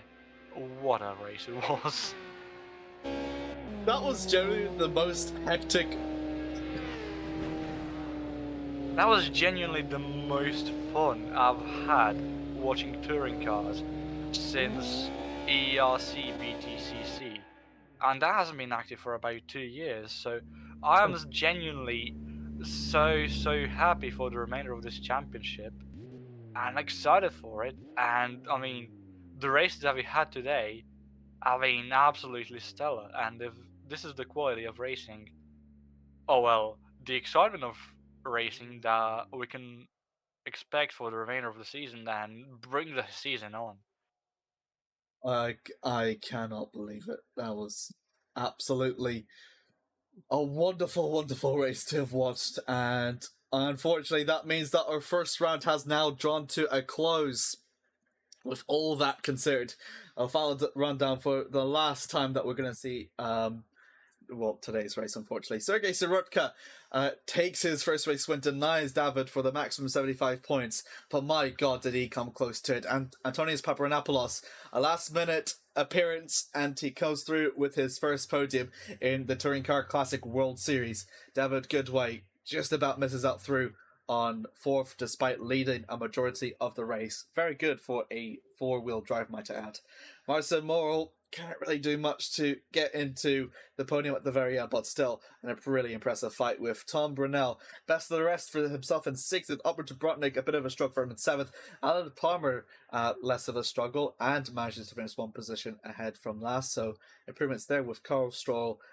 Really seems to be suffering from the Mondeo, but he did have to do a pit lane, so also explains his lapped things. But yeah, that was been a pretty exciting race. Yeah. Carl Strihal was the only person who have pitted in this race because of the shunt that we saw early on in the race. So I think that's what impacted him more than the fact that he's driving a Mondeo. Nothing wrong with the Ford. But he was 2 laps down because of having to pit. He was going to be lapped anyway because of it. We did see him impede Sergei Soroka ever so slightly out of the last turn as he was sticking all the way to the inside of the final turn so he can enter the pit lane. But I suppose Soroka didn't expect that or just didn't see him. And in the end, they unintentionally impeded him, but I don't think, or I hope, that Soroka holds any grudges to Struhal as he did win the race in the end. And, yeah, as you said as well, some amazing racing across all 3 races that we had today. And, I'm so excited for Mid Ohio in what is it? 1 week's time? It is in 1 week's time. 1 week's time, yeah. 3rd of February is the next time we're going to be going for some more exciting classic touring car action. I'll be honest with you, I didn't really rate touring cars that much. I always thought of them as too slidey for my like. I was like, oh, how can anyone enjoy this? But this has kind of reignited my love for it just from this, honestly, almost from this event alone, which is I'm not afraid to admit it, but honestly, that was impressive. I properly enjoyed that. And we're not done yet, because this is what it's going to be like for the other remaining 5 races in the not this season, yeah. Exactly. We want to even be done for the night. I don't see we might be. anyone willing to do any. I don't see anyone willing to do any interviews just yet, but maybe hopefully that changes Yeah, I think. as the server is down. Do we have a graphic for the interviews, or are we just gonna have a black screen? Not just black screen. I somehow dedicated 2-3 hours of this, and I was still rushed. I'll be more prepared for next time, guys. I swear. Same as well to you, Tom. But yeah, love this. Absolutely love this. Mid Ohio coming up next week on the Formula Racing League Touring Car Classic.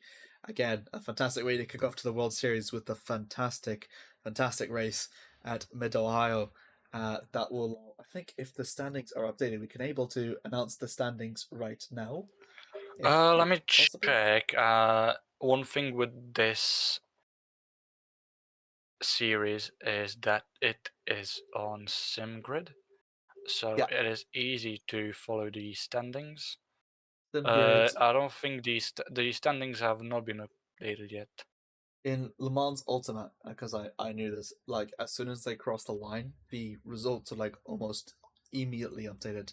But I think because rFactor 2 is so and so years old, I think it probably has to do it manual.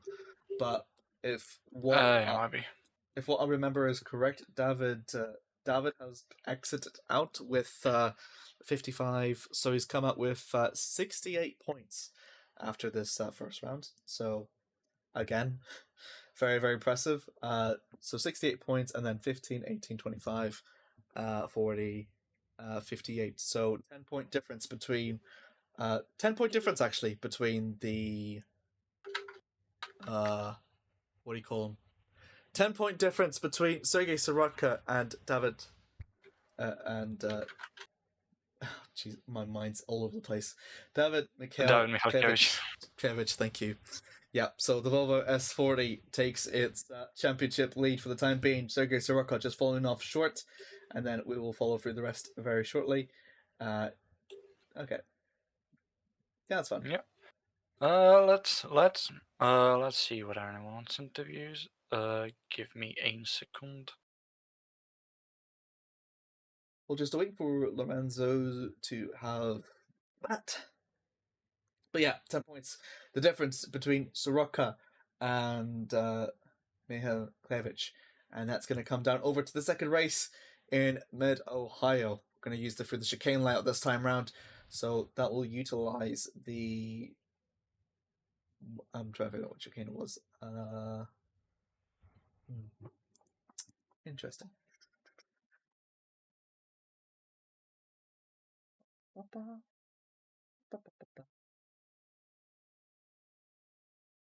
The chicane is basically the chicane down to turn 3.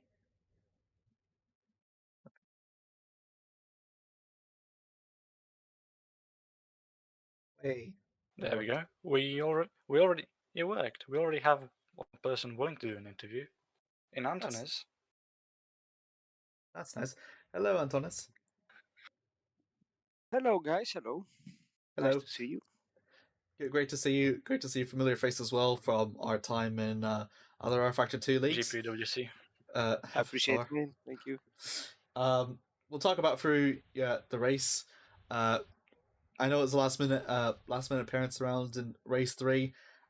Didn't you missed the first 2? I think you took over through the Alfa Romeo, but in the end you managed to get Alfa Romeo's first podium in this championship. So talk us through talk us through how your race went, because it was so hectic for us at the commentary box. Me and Lorenzo have both described it as the most fun we've ever had commentating an rFactor 2 race.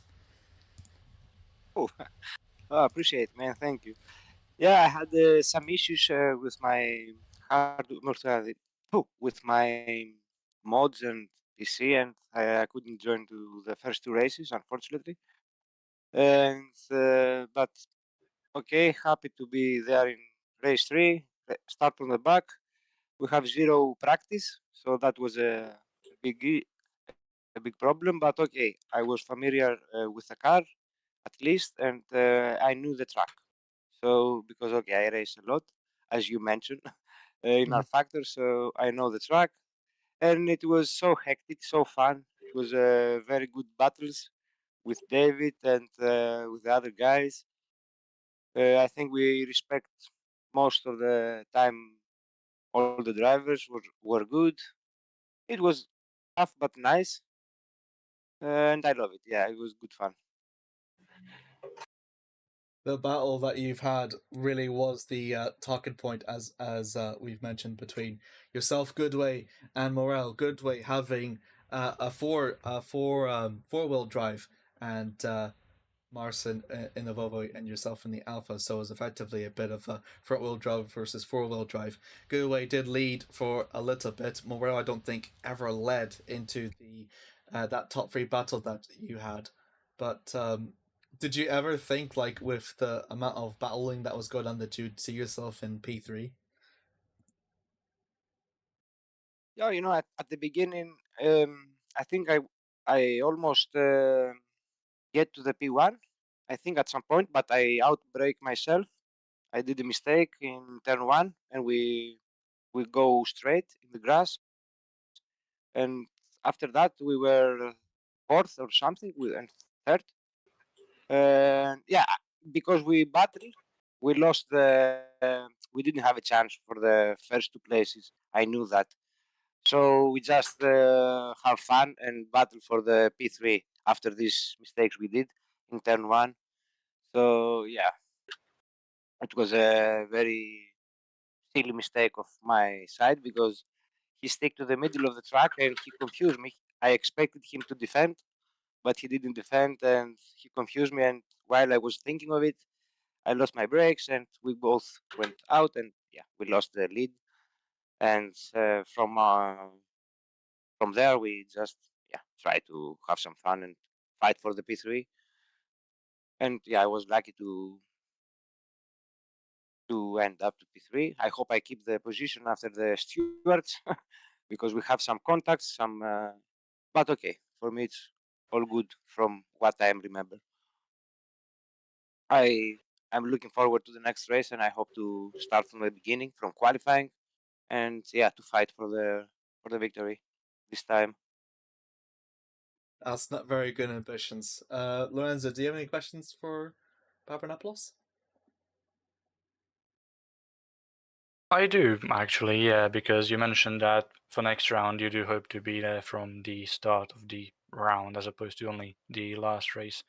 There is still 5 more rounds left in the championship, and the next one is Mid Ohio. But there's also, other than Mid Ohio, we also have Watkins Glen, and we have Mills Metro Park, and we have New Jersey Motorsports Park, and we have Long Beach. Do you feel like any of those tracks are your strong suit, or maybe one of your weaker tracks? Can we expect you to maybe excel at some more than at the others, or can we expect you to maybe have, unfortunately, worse results at one compared to the other? Or is it just you're gonna try your best and then whatever happens, happens?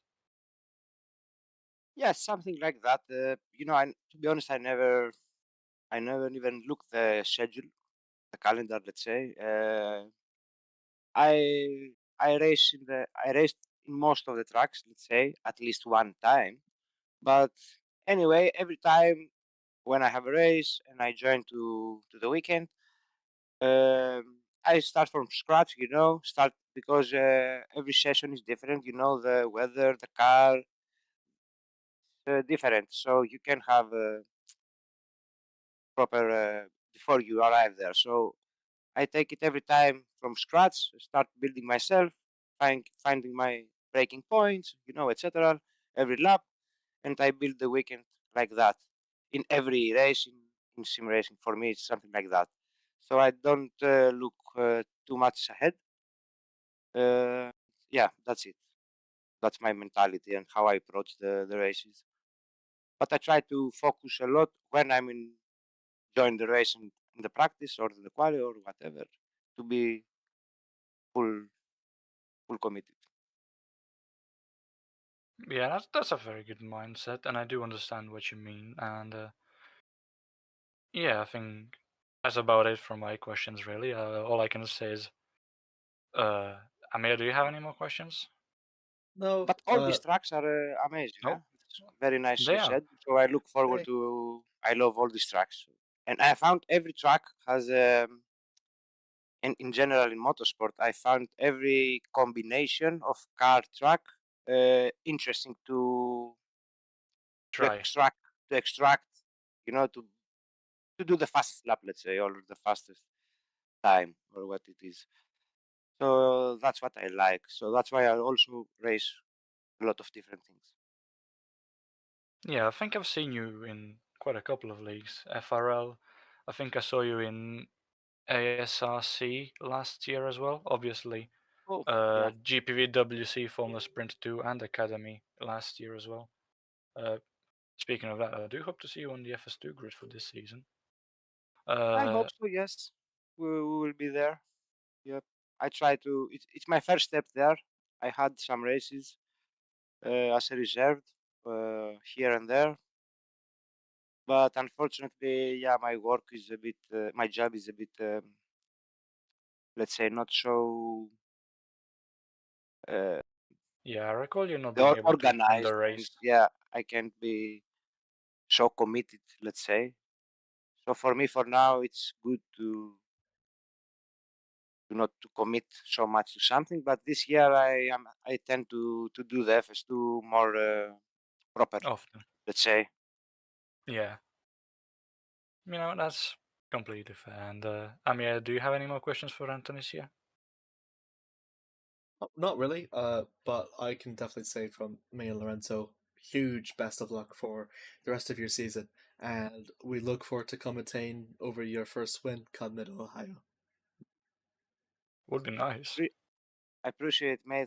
Yeah, that would be great. And I thank you guys for everything you do to the community and to rFactor. We all try to keep rFactor alive, let's say, because it's a great sim. And yeah, let's hope to have some more good nights like this, racing, commentating, or whatever. Thank you guys for this. Thank you, Antonis. Thank you for joining us both on track and here for the interview, Antonis. And we hope to see you in 1 week again.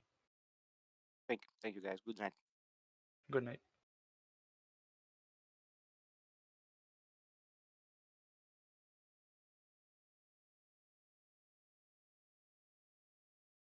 Okay, that has been us for the interviews. I believe there was no other interviews we had to do, right?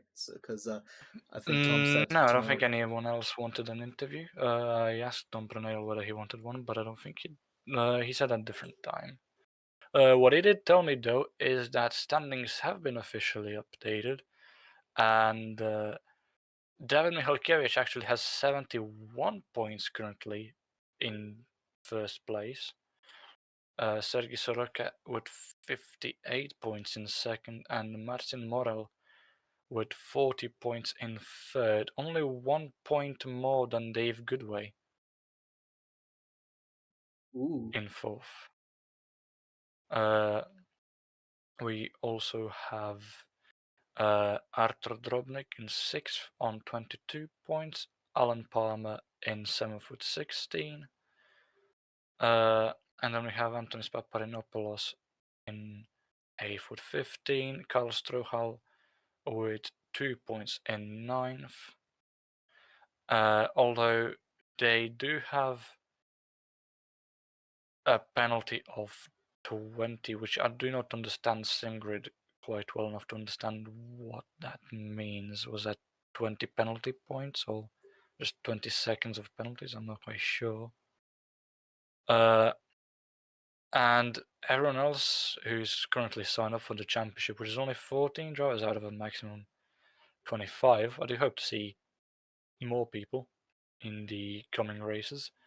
Everyone else has no attendance, so that would be Julien Kerr, Mario Mariano, Daniel Escudero, Thomas Hole, and Bart Boczenski. So definitely still more people that we need to see in the series, and hopefully we do see them, and hopefully we do see them do well as well. But for the people who attended today, I can't say anything other than thank you for attending, and thank you for putting on such an amazing show. Indeed. Thank you all very much for watching. We're going to continue on through with more touring car action come next week at Mid-Ohio. And for those that maybe don't like touring car or rFactor 2, first of all, I'm not going to say why you're here. I'm going to say we hope we've changed your mind as well. Also, the upcoming series on the Assetto Corsa Competizione Championships, the Masters of the ACC also will continue on through later on the week here at here on this channel, as well as the Masters of the Le Mans Ultimate Series also taking place later in this week as well. Staying tuned as well to figure out who will be victorious in those upcoming races. And yeah, until then, thank you very much. Thank you very much.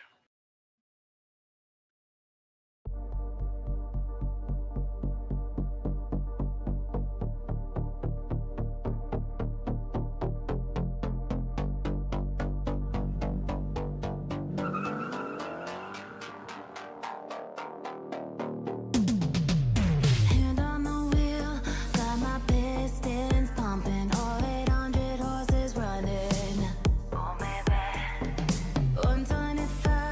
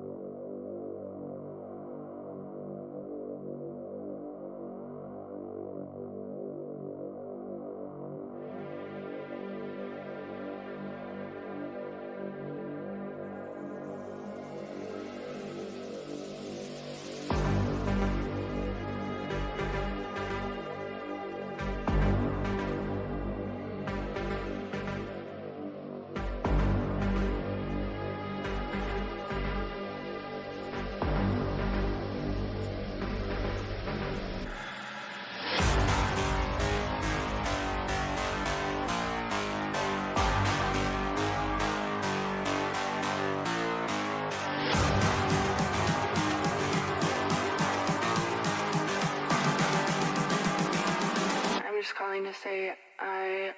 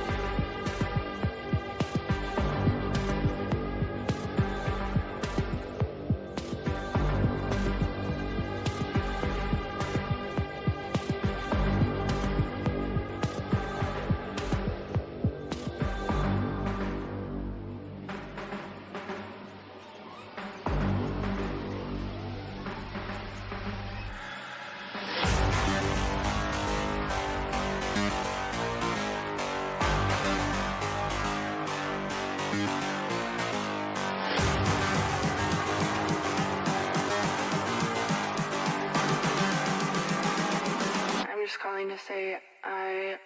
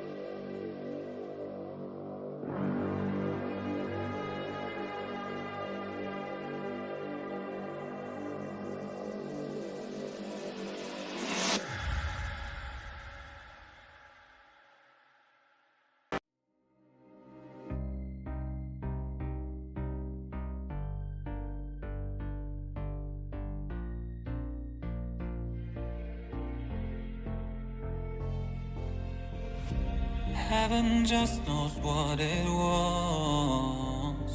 Will I go back to the place where I belong?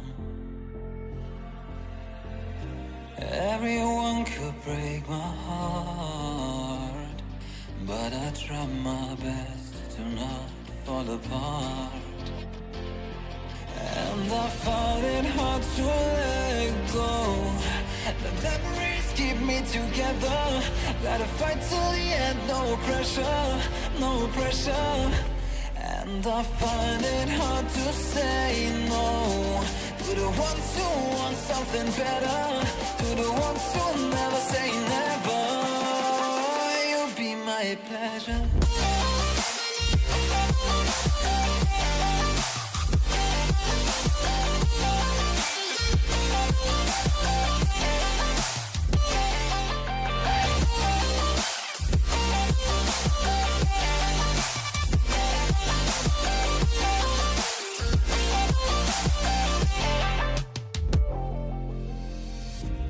I got nothing to be scared of, because where people live, there is always love. I know the answers in my heart, so I'll try my best to not fall apart. And I find it hard to let go. The memories keep me together. Gotta fight till the end, no pressure, no pressure. And I find it hard to say no to the ones who want something better, to the ones who never say hello. Will you be my pleasure?